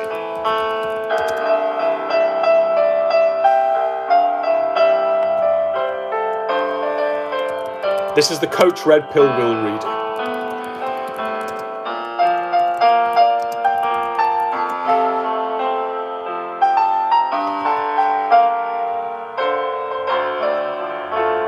There'll be no white flag above PPP's door. Because he's in love with Warski. And always will be.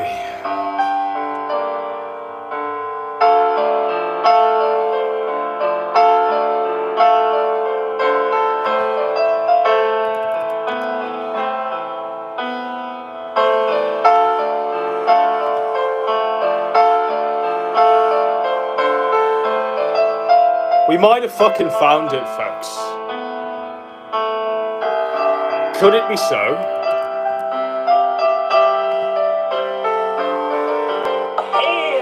We fucking found it. We fucking found it. We found it. We found the fucking video. We fucking found it.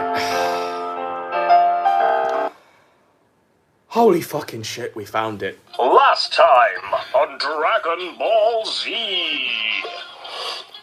It's not lit. I don't like smoking in the studio. I'm gonna do this video and then I'm gonna go outside and smoke the cigar. Coach Red Pill died of the Wu flu. He was 82 years old. On today's exciting episode, mystical gentlemen unite. Coach's will disclosed. Gentlemen, I've gathered you all here today to discuss something of the gravest importance. What is it, Godwinson? It'd be better if Leo I Pirate just patched you all in. Contact. Contact. Contact. Contact. Contact! Gahula!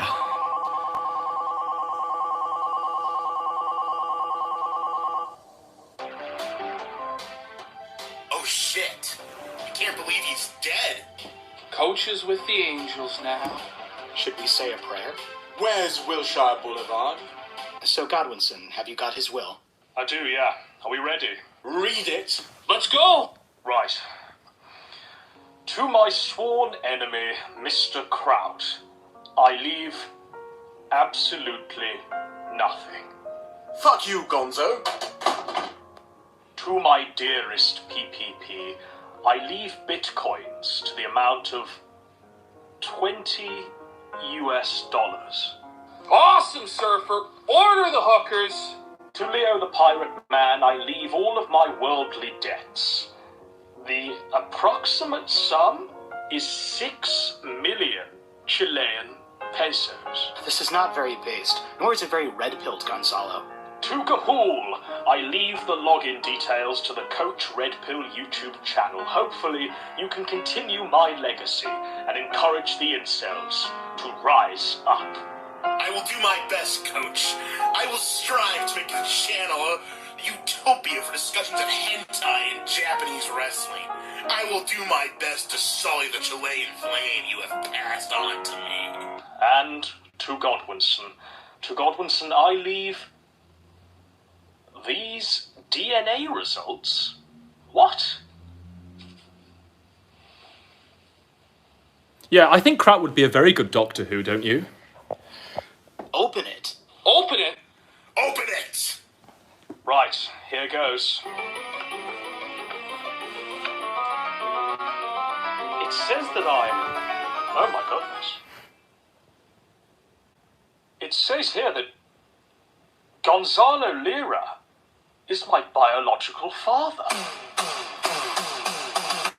What the... Anyway, Coach says that we all receive our inheritance on one condition. And that condition is that we've got to clap. Clap for the NHS. Sure, I'll clap for the NHS.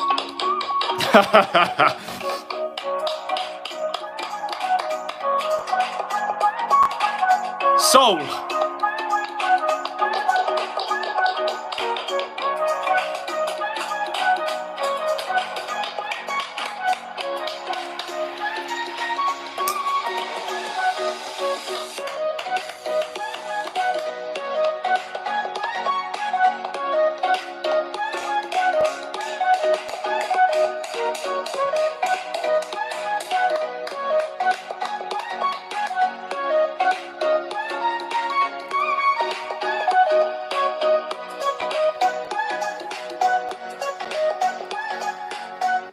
Poor Coach, he never made it out of 2020. He never made it out of 2020. It's the big dog. What we see of the person calling himself Coach now, I don't really know what to say, but Coach died in 2020 and left us a will reading there. That's all I've really got, folks. That's all I really have. I'm willing to go on for a bit, but in terms of a show, it's kind of done. It's kind of done. Now is your chance to sort of ask away. We'll give it till 200 minutes. So you've got about 11 minutes to keep going. And then at 200 minutes, we'll tap out. It's getting pretty late here, and I didn't really expect to do this one, not after the spoony fucking stream. People say he's not calling himself Coach now. Yeah, I know. He's streaming from like a Ukrainian war zone. Bizarrely, he's pro-Russia and is in constant threat of being beheaded. But, you know, rest in peace, Coach. 1923 to 2020. Rest in peace. Yeah, good night, Kraut. You take care, buddy.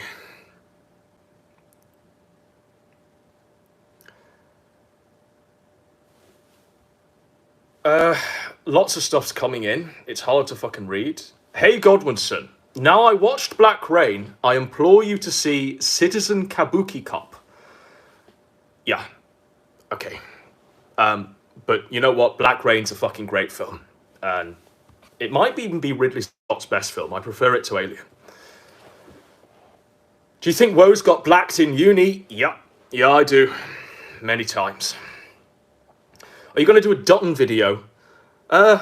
We might do the Dutton video now, in fact. In fact, I'll do a couple more chats, and then we'll do the Dutton video. Because I just want to show you who Dutton really is, and the Kino Dogbe that he absolutely embodies in the space year 2022. Dutton's got it. For 30 seconds at the beginning of each fucking stream, Dutton has it.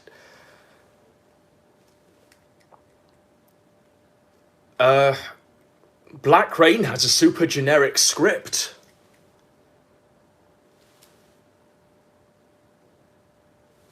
You see that? It's my response to that. Why does Godwinson always look disgusted when reading chat? I don't know, Sargoy. You have one job, Sargoy, and that's to filter out the quality posts and make them appear before my eyes. It's your one job as a Janny, Sargoy. Unfortunately, you don't have any fucking skills as a Janny, and never have. I have half a mind to de-wrench you, but it's absolute tradition now, and has been tradition for like 5 years to keep you wrenched. So, you know, we're stuck with Sargoy, alas.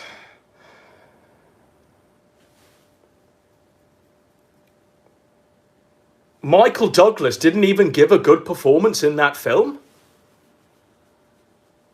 That's what I've got to say to you, buddy. That's what I've got to say to you, buddy.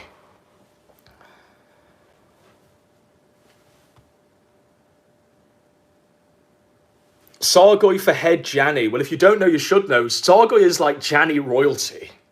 Sargoy is absolute blue blood of Jannies. Gator only wishes he was Sargoy. What does the future hold for this sector? I imagine a lot of suicides. Imagine a lot of suicides.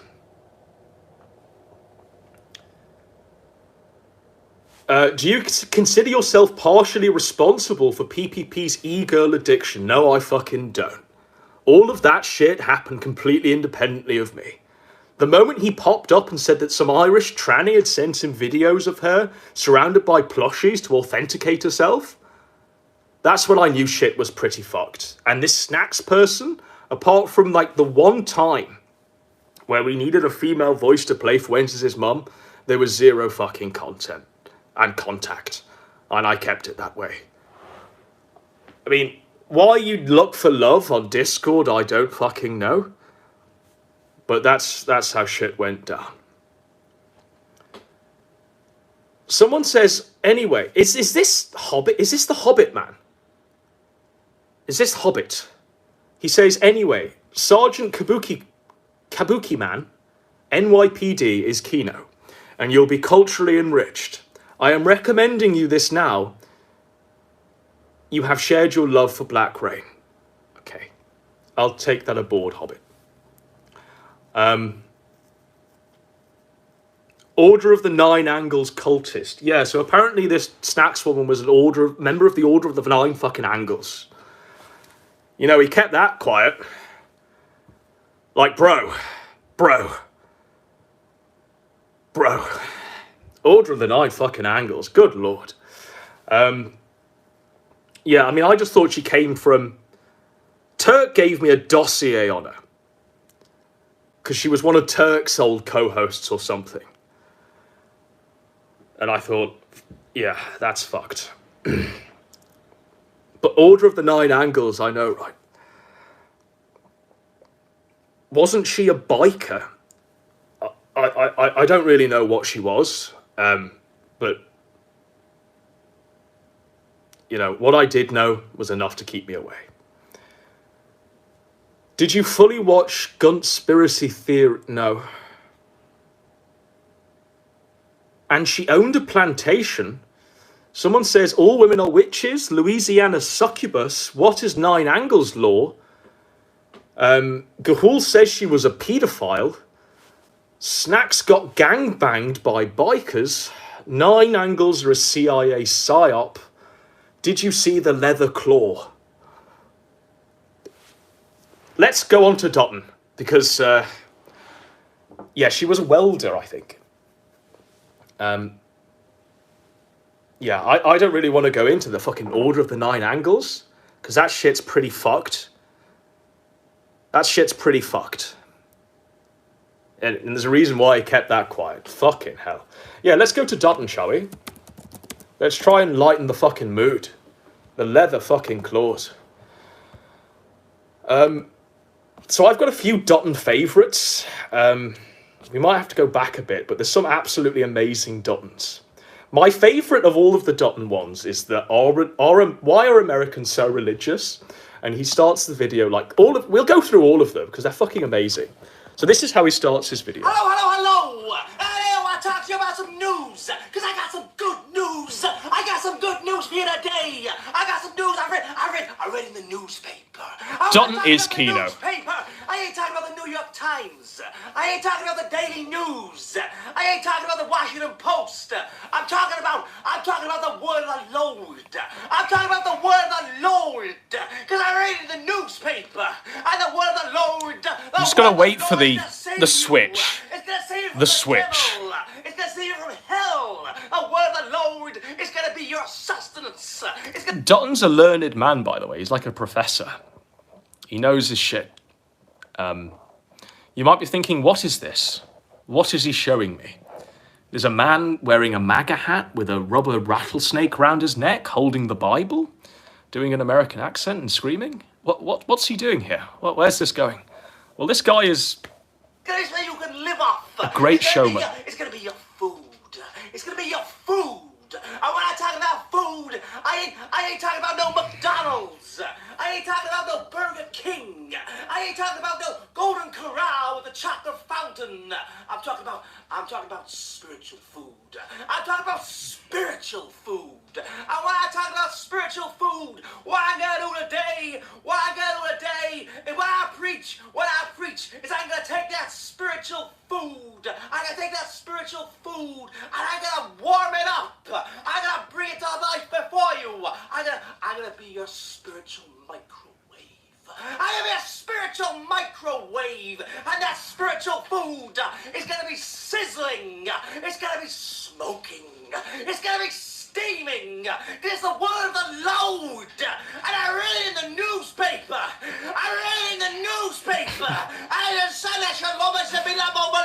Dotton is Kino.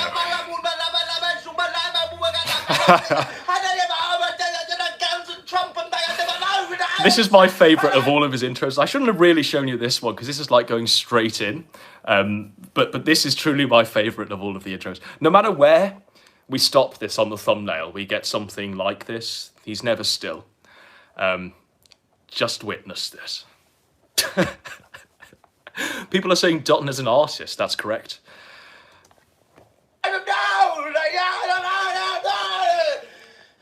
The switch is coming. Here's the switch. Right. Hello. Now, what I'd like to talk about today is America. And what I particularly like to talk about is something that's always fascinated me about America, which is why are Americans so religious? Why are Americans so much more religious than English people? And just like that, he snaps out of his act. Hello. It's I, Dr. Dotton. There's a few more of these fucking intros where he's really fucking crazy.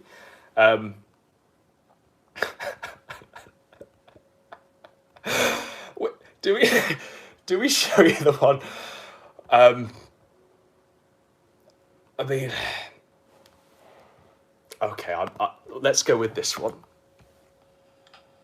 So, really, what I'm trying to say is we're going to move on. We're going to get Brexit done. We're not going to be shackled anymore to the great behemoth that is the European Union. We're not going to be like Sporus, who was the castrati, who was castrated by the Emperor Nero and made. I think this man is nominated every year for a Golden God. We're not going to have the Emperor Emperor Nero, taking off our, the Emperor Nero being the European Union, of course, taking off our manhood and making us into his lady piece. No, we're going to leave the European This guy's Union. better than We're going to Brando. get Brexit done, and we are going to get our testicles back and sew them back on using whatever I might do. Yeah, this is his Boris.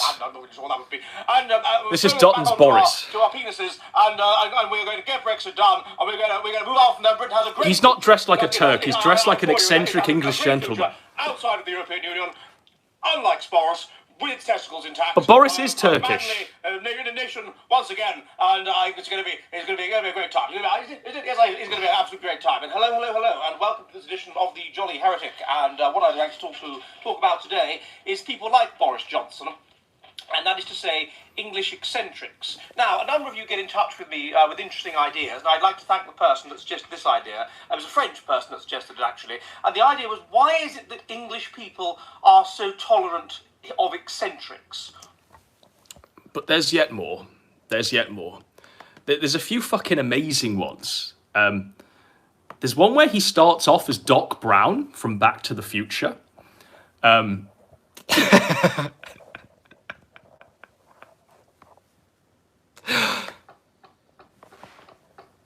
Marty, will you stop making that noise? Marty, great Scott, will you stop making that noise? I need to tweak the DeLorean. I need to come up with some kind of way of making this go back to the future, Marty. Marty, great Scott, will you please stop making that noise? I can't concentrate. Marty, please. Oh, Marty, great Scott. Marty. Ah! Hello. I'd like to talk about being extremely intelligent. Specifically, I'd like The switch kills me every time. Downside of being extremely intelligent. Now, everyone knows of the positive sides of being extremely intelligent. Intelligence is there is yet more. There's a great many that he's done, but I'm just going through my personal favourites, I think. A lot of them involve him screaming.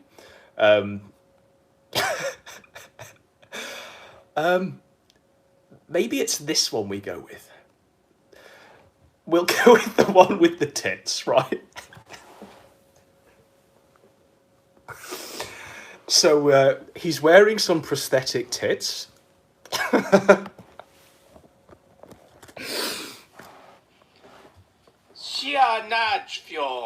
You better believe the bra comes off, ladies and gentlemen.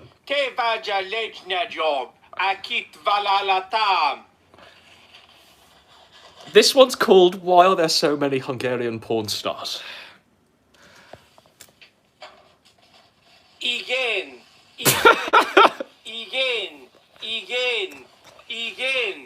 Job the Knob says he's really committed to the bit. Yeah, for real. This is real commitment, real dedication to the bit. This guy's a very learned man. No, this is never He's gonna very work. This is the intelligent. worst possible idea I've had for making a bit of money I'm ever going to have. This is never going to work. Hello, and welcome to this edition of the Jolly Heretic. I had a bit of an idea recently, which was to make a bit of extra money by becoming a... He had to be Hungarian. So... Oh, you gotta love it. There's some more. There's a few more, actually. Another of my favourites is this one.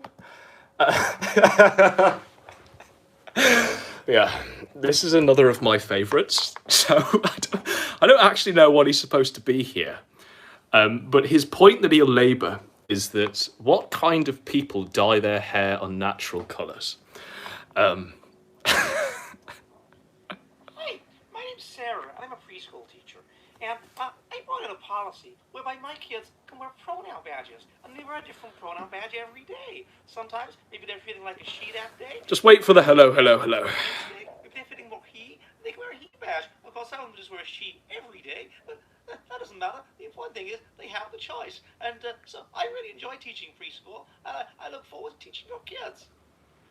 Hello, and welcome to this edition of the Jolly Heretic. Now, today I would like to talk about people or women who have... De Niro, Pacino, Pesci, Daniel Day-Lewis, eat your fucking heart out. That's all I can say.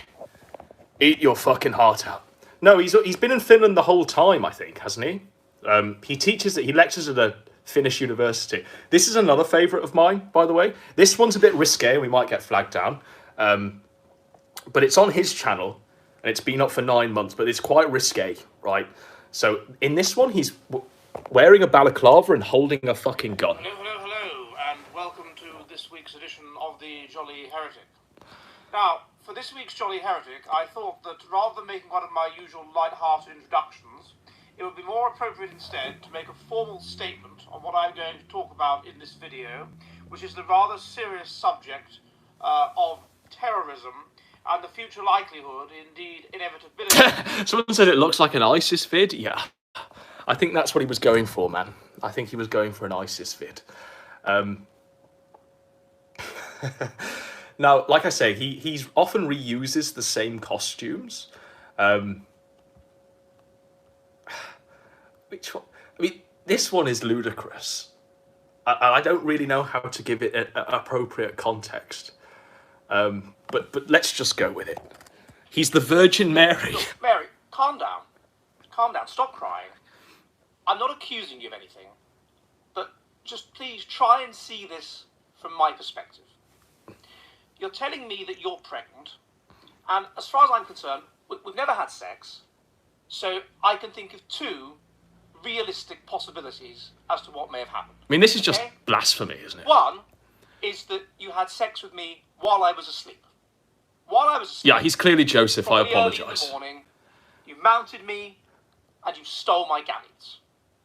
And we all know, frankly, what people would, accuse me of being if I were to have had sex with you while you were asleep. That's the first possibility. The second possibility is that you simply have had sex with another man. Now, look, that is you've got to realise. The guy's a chameleon. From my perspective, those are the most reasonable explanations of you telling me. You know what Dutton reminds me of? Would you care to respond? Dutton is basically Roger the alien. That's what Dutton is. He's Roger the alien. How did he do that? Well, you don't know. You're meant to have the Immaculate Conception. You're meant to be all godly and free of sin. You must have. Who is this man? This is Dr. Dutton. Dr. Edward Dutton. Learn the fucking law. I mean, Dutton's been around for a while. He used to do a podcast with Spencer, and it was actually quite serious, and he didn't really do much of it. Now, this is one of my favourite. This is what we were going to lead the video on, what we were going to make on Dutton.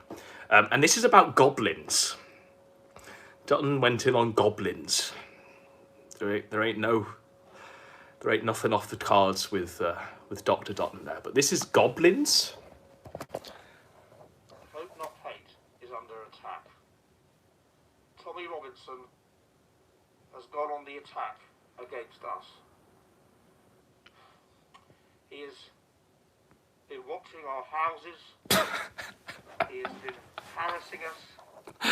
He has been harassing and confronting our family members. Goblins, yeah. They have gone to the police. I think he's a goblin in this. I'm not entirely sure. Malicious allegations against us.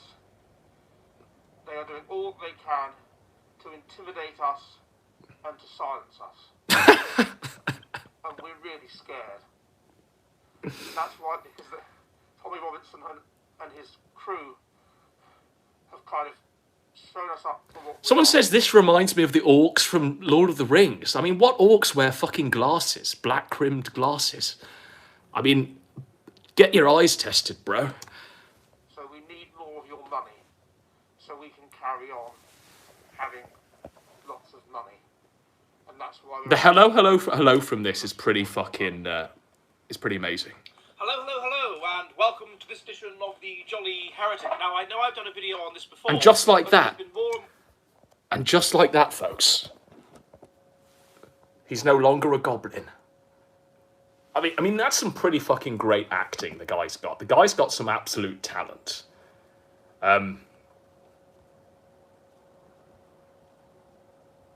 So, obviously he reuses the same costumes. The budget's tight for the Dutton show. But here is Doc Brown meditating as Gandhi.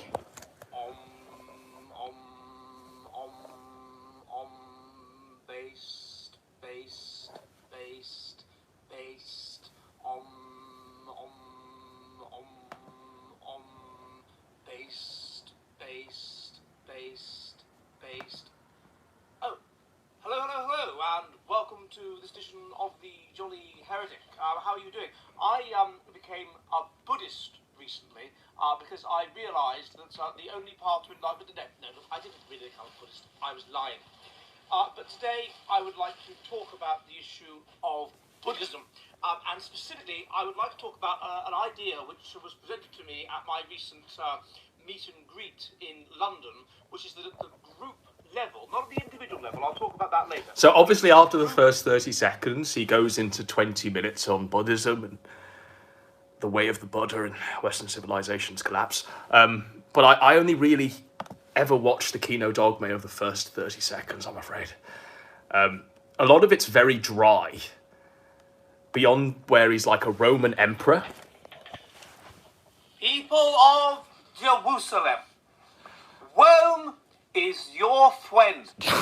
To prove our friendship, it is customary at this time for us to make a video in which we explain something very important to you. And the thing that I want to explain to you today is why it is that... I mean, this is a video about the fall of Roman civilization. I mean... the West is collapsing. Why is the civilization of the West falling into the rubble? Now, there are some among you who believe that this will never, ever happen. They believe that the West will continue expanding until we go to Mars or to Venus or to other planets. And there are others of you who believe that it is all the fault of the elite. The switch on this one's pretty good as well. What I will show today is that Rome... I mean, he goes from the silly Python-esque bit straight into a real fucking analysis of the fall of Roman civilization.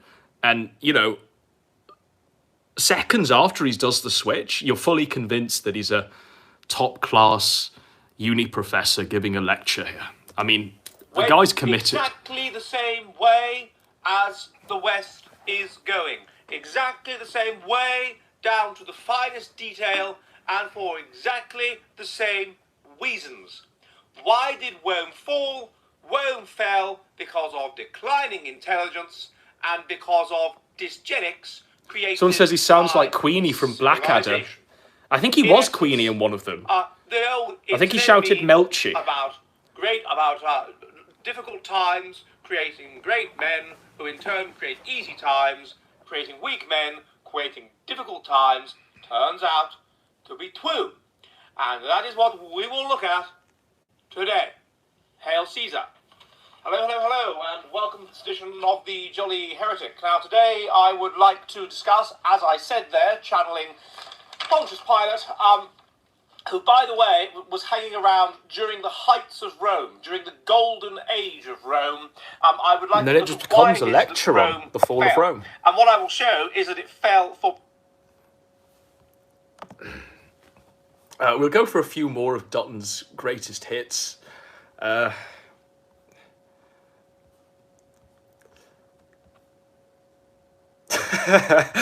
There's one where he brings the tits out again.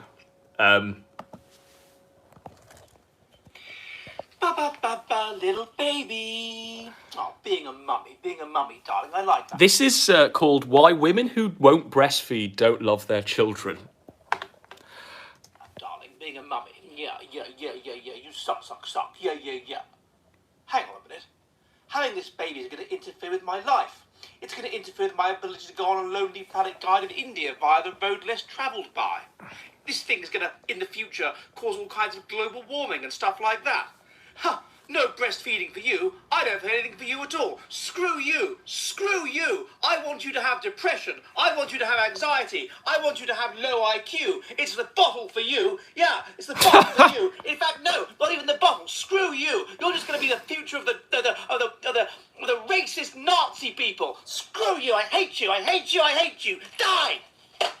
Hello. There goes little Andy. Welcome to this edition of the Jolly Heretic. Today I would like to talk about the issue of breastfeeding, and I would like to talk about really why people should breastfeed, and people who don't breastfeed are basically helping to mess up their babies' lives.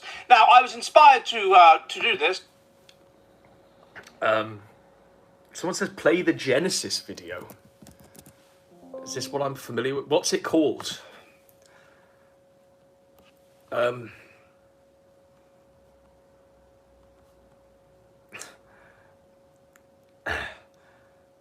This one's a pretty good one. Go that way. Yeah, that's right, over there. Yes, yes, good. Okay, go to the left. This one's called, by the way, Why Online Game Fortnite Should Be Banned to Save the Mail. No! No! Oh god, I'm respawning! Oh! Ah! Hello, and welcome to this edition of the Jolly Heretic. Now, today I would like to talk about what is becoming a significant problem in the Western world, particularly, and this is the problem of online computer games, and in particular, I want to highlight the game Fortnite. I think they're a big problem, and they are behind the concept of, to a certain extent, the incel, the involuntary celibate, and this can be seen in no more pronounced a way than in Japan with the notion of the herbivore man. Now, what is the herbivore? This one's a pretty good one.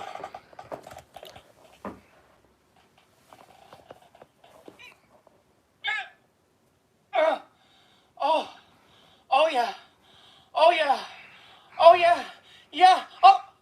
Oh my god, it's falling in! Oh my god, it's falling in! Oh my god, I can't get it out! I can't get it out! Oh, I wish I was a conservative woman rather than a liberal woman! If I was a conservative woman, this would never happen! So this video is called, Why is Conservatism Associated with, is this vaginismus? Vaginismus, and having a very tight vajayjay. And, you know, he goes for 20 minutes. Much tighter down there. I'd be so tighter down there that at the extremes I'd be likely to have vaginismus and be able to get in at all. Vaginismus. Oh, I wish I was a conservative rather than a liberal woman. I can't get out. Because if you were a conservative woman, you wouldn't be able to shove a traffic cone up there, is what he's trying to say. I can't get it out. The switch. Hello, and welcome to this edition of the Jolly Heretic. Now, before we start, I'd just like to say a word about our sponsor, and that is Atlas VPN. Now, so obviously, there's a reason why we don't watch past the first 30 seconds of each video. Whilst Don is an extremely keen dog mate, he also shills a VPN. He also shills a VPN in all of his videos. And he's sponsored by this VPN thing. So, you know, we can have it in one hand, but also having it taken away with the other. So, there's a reason why. But for that first 30 seconds, he's pretty fucking based. What can we say? This one's a really good one.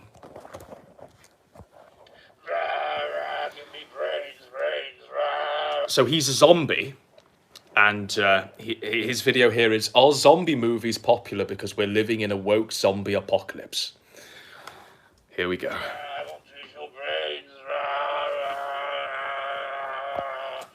Hello, and welcome to this edition of the Jolly Heretic. Now, today I would like to talk about the issue of zombies, and specifically I would like to talk about the issue of why it is that zombie movies are so popular in the modern world. Indeed, they have been referred to as the only modern myth. Now, I was inspired to do this by a very come up with ways of surviving that. If you can find other people like yourself, then you will survive. So obviously, that video is where he talks about surviving a zombie apocalypse and the best tactics you can take to survive the zombie apocalypse. So this is Dutton actually at a lecture, right? This is actually Dutton. It's some like lecture hall. I was talking yesterday to a man who some of you have met about how most of you in this room have science degrees, and I don't. I have a theology degree, and this is because when I was younger, when I was at school, it seemed to me that history was interesting and made sense of what was around me, and religion was interesting because people were religious, and English was interesting because we were in England, but science was utterly boring and talking about how flowers had sex, which had no relevance to my life whatsoever, not being a flower. But I am a human. Someone says he bought slides on Blue Hair to a lecture hall. That's right. I mean, the guy's got balls. You can't deny. The guy's got real fucking brass balls. And the thing is with Dutton, when is he actually not in character? I think we all in the Kino Dogme sector try and ascend to that. Try and ascend to a point where no one can really tell when we're in the character and when we're not. And I think Dutton's truly succeeded in that. I think Dutton truly is transcendent of all reality. The guy's like Roger the fucking Alien. And the Professor LARP, that's also another character, isn't it? People are saying he's a true method actor, a Renaissance man. And that might be it. He might be a Renaissance man. That might be it. This is one where he's a sailor, a captain of a ship. This is the life. You know, I don't understand all these young people going on about the cost of living crisis.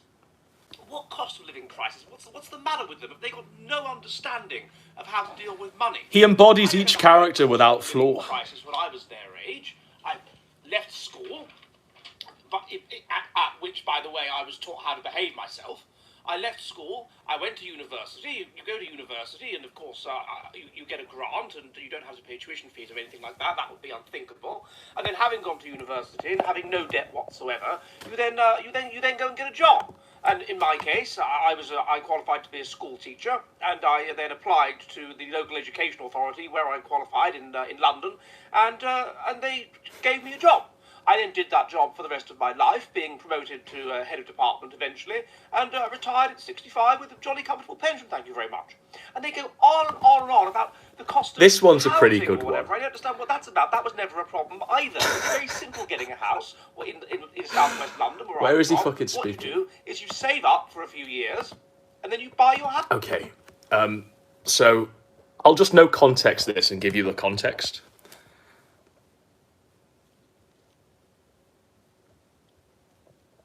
So the context is, what is the psychology of bronies, of grown men who love My Little Pony? There's the church, there's the steeple. Open the door, and there are the people. Pigeons roost in the church roof. Pigeons say coo. The church bells say ding dong, calling the faithful to worship. What God says can be read in the Bible. See the postman's dog, waiting patiently outside the church. Woof, he says. Amen, says the congregation. What does the vicar say? Now they have all gone, I shall dress up as a choir boy. I have shaved my legs. How smooth they look. Smooth pink knees. If I am not good, I shall deserve punishment. Perhaps the choir mistress will catch me smoking behind the organ. A good boy would own up. I am naughty. I can feel the naughtiness under my smock. Smooth pink naughtiness. The choir mistress shall wear boots and put me over her lap. Tremble and dissolve into childhood.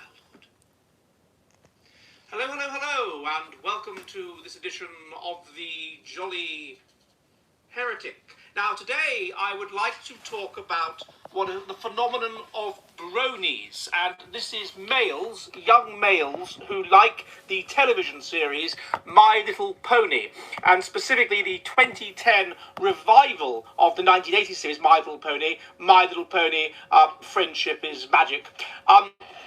When I was a boy, My Little Pony was very much a series aimed at children. It was schmaltzy. It was kind of like the Care Bears. It was kind of like the early Disney films. There were good characters. They were the My Little Ponies. There were characters that were a bit naughty or whatever. They were monsters. It was entirely aimed at children. Walking in the woods one day, I met a man who said that he was magic. Magic, wonderful things he said. Oh yeah, a point hat upon his head. Knew-eyed people laughed and cried. Why they lived and why they die, yeah, yeah, yeah, die, yeah, yeah, yeah, die, yeah, yeah, yeah, yeah, yeah, yeah, na na na na na na na na na na na na na na na na na. Now, you might be thinking, what the fuck's this one about? Well, this is Zardoz with Sean Connery. Zardoz speaks to you. Penis is evil, gun is good. Why humans need to be surrounded by death. Hello, and welcome to this edition of the Jolly Heretic. Weren't the 70s a crazy time? Weren't they a bonkers... Imagine how much better academic research would be if every peer-reviewed study began with a Dutton sketch. That's right. That's right. And I think that's what the world of academia needs, more Duttons. More Duttons. Yeah, that's that. I think we'll go to midnight in England, which gives me about 18 minutes. And yeah, that was a little diversion on Dutton. Dutton is fucking wild. Dutton really does bring the keno for the first 30 seconds, and then it obviously gets into the shilling of a VPN. But what can you do? What can you do? With one hand God giveth, with one hand he takes it away.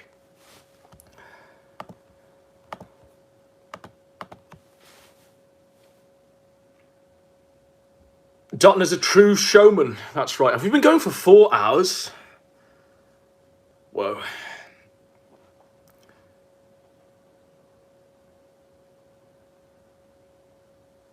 "18 minutes. That's right. Sargoy says, all right, I'm downloading Black Rain. Better not be a meme. No, it's not a... I mean, it's got a great fucking soundtrack. It's got a great performance from Michael Douglas. I think the guy from Godfather 3's in it. Forget his name now. But he, spoilers, gets beheaded. But yeah, it's a really great movie. They go and fight the fucking Yakuza. They go to Japan. Directed by Ridley Scott. It's fucking amazing. Have you come to terms with the fact that you bullied JMK into becoming a trans woman? I don't think you can lay the blame at my feet for JMK becoming trans. I think that was in JMK's head for a long, long time. JMK was fucking insane. JMK was a genuinely fucking unhinged man. There was no act there. Yeah, Andy Garcia, that's right. That's who's in Black Rain. Someone says, Woes just needs to own cock love. True. True that. Thoughts on Joe Owens talking sense? Or Count Duckula's recent activity. So Count Dankula. Yeah, so Joe Owens calls Count Dankula Count Duckegg. Joe Owens is a pretty good watch as well. Joe Owens is real Kino Dogme as well. I don't think we've got enough time really to get into Joe Owens, but maybe we will. Maybe we will. Yeah, maybe we'll get into Joe Owens. Maybe we'll just round this out with a full Britpol edition of Godwinson. Has PPP lost his faith? Probably. Joe Owens is the real Teflon Don, that's right. You know what? Okay. Let's put on something. Godwinson needs to go and have a piss and get a drink. But we're going to put something on. Shall we go back to Persip's confession and just let that play, some more of that, whilst I go for a steaming piss? Because I think that's what this deserves, isn't it? So I'll leave you with this.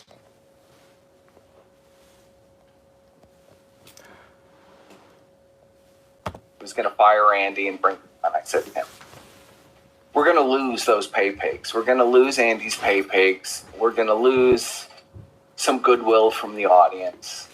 We're going to have to power forward. We're going to have to really make this work. And he wasn't ready for it. He wasn't ready for it. He was completely buck-broken. Completely buck-broken by the chat and the commenters and the negativity. Buck-broken because the cathedral was not making him enough money, even though I think on one of those cathedral episodes he made like $150 just baiting chat, you know. Tragic stuff. Tragic stuff. So, but that's not enough money for Ashton. Ashton needs more money. he needs thousands of dollars that the pay pigs drop for Andy to hang out with him in his Discord. And Andy will beg them to drop the money on the show. And very tragic indeed that he's been completely seduced by the cash flow. As Adam knows, this song is a special reference between us. And yeah, there's a reason why we keep playing White Flag. So basically, PPP would go on Discord calls with us, and we'd be talking about the palace coup of Andy. And PPP would play this song, literally play this song, sing lyrics from it, and say, "I will go down with this shit. There will be no white flag. I'm in love with Andy, and always will be." I mean, it's pretty fucked, but that's what went down. That's what went down. Let's get into fucking Joe Owens talking sense, shall we? Now, Joe Owens is probably the most pure of the Britpol A-logs. Not only does he go after Count Duckegg, he goes after Woes as well, and all of the other fucking false idols. So it is quite appropriate to go at this. I think he ran for office as well in Liverpool.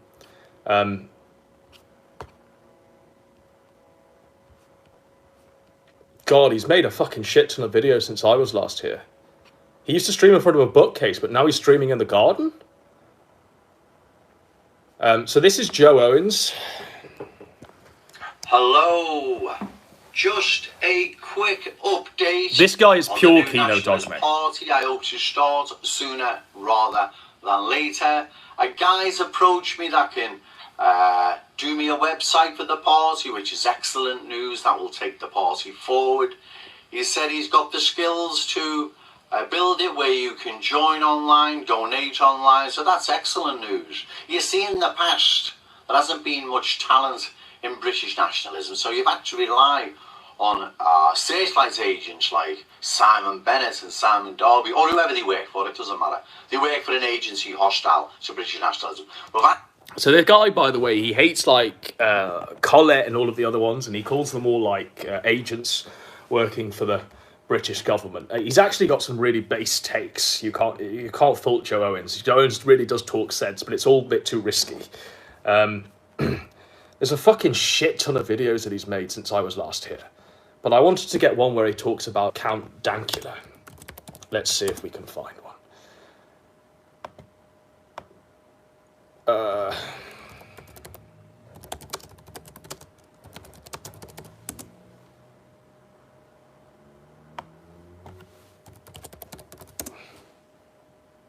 He A-logged Sargon as well back in the day.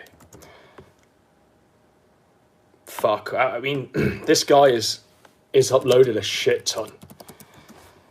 It's almost hard to find shit that he's posted.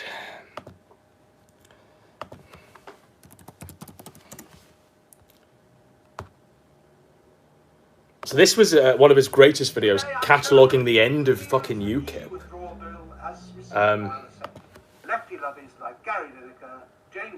Tries. In fact, they're going in for the kill quicker than I even thought. Quicker than you can say Nick Lowell's Hope Not Hate, Jerry Gable's Circular Magazine. You've just watched a short video where Neil Hamilton, remember him and his wife, always getting up to bizarre antics and shenanigans, remember? So Neil Hamilton, quick one. Neil Hamilton and his wife in a Louis Theroux documentary were caught squatting on a woman's face. And they were taken to a police station where they had to defend themselves against rape. Squatting on her face. Did Nigel Farage pass reservations regarding allowing him into UKIP? I'm sure he did. Well, they were well founded. But anyway, Neil Hamilton talks about new members that have now joined UKIP. Social media giants in the form of Paul Joseph Watson, another one that pushes the Tommy Robinson Roadshow, another nonsense. Sargon of Akkad, something out of Lord of the Rings. Sargon of Akkad, something out of Lord of the Rings. You gotta love Joe Owens. Joseph Watson, another one that pushes the Tommy Robinson Roadshow, another nonsense. Sargon of Akkad, something out of Lord of the Rings. Count Dankula, He's the weirdo with the flesh tunnels. He's an obscene-looking character that tortures poked Sea Carl and put it on YouTube. I'm sure he'll go down with the voters. Sexual deviant, Milo Yiannopoulos. Christ, you couldn't make this up. Once again, I'll say it, I've said it before and I'll say it again. If you want to believe Mr. Farage, this is all an accident. It's just bad choices by Jared Batten. Like before him, it was a toxic love affair. Henry Bolton. If you want to believe it's all an accident, then be my guest. They are finishing UKIP off as I make this video. Because they know they have to finish UKIP off. Because UKIP could have swept up the rebellion, the anger, the 17.4 million and turned it into a... He does talk sense here. And he really was, like, on the ball with everything that went down. But that's a little teaser of Jones. I'm pretty fucking tired. I'm ready to fucking dip out. I'm going to end us, well, I hope, with something. We're just going to pull up anything, really, to get us out of this terminal stream. Because we've been going for a while. I don't want that, but I want something similar to that. I want...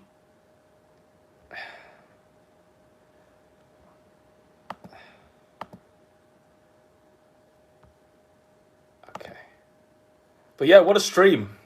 It really has been one for the Anglos tonight. We really have kept the promise to the... I mean, bizarrely, our analytics, like I say, are pretty evenly split. We've still got about 50% of the Anglos still watching us, which is bizarre to me. What must they think of this? God knows. But I've got one we're going to end on. And I'm ready to dip out.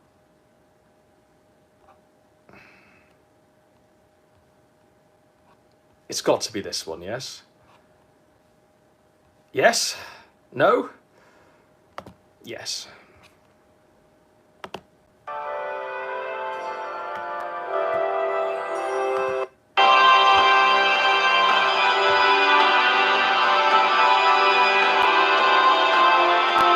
Farewell, friends. It's been a wild ride tonight. I hope we've all learned something. It's been a real tragical history tour, has it not?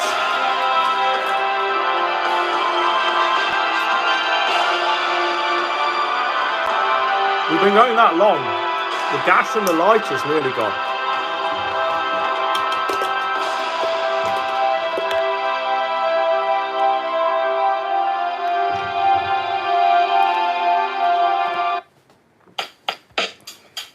You created a business. Now, create This is videos shilling for your Vimeo business. to me.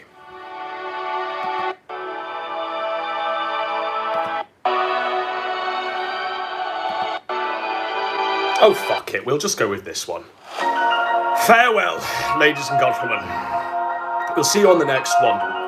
We might take a little bit of a break because we've been popping out the streams pretty hard and we've used up a hell of a lot of our content ideas tonight. I thought this was going to be a mere fucking stream on Millennial Woes, but it managed to go in various different sections that I didn't expect. But at least we found a fucking lighter with some gas in it.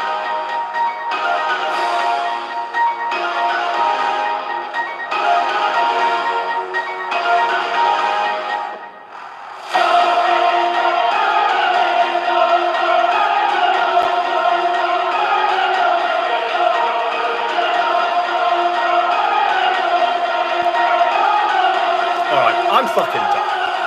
Bye, juice.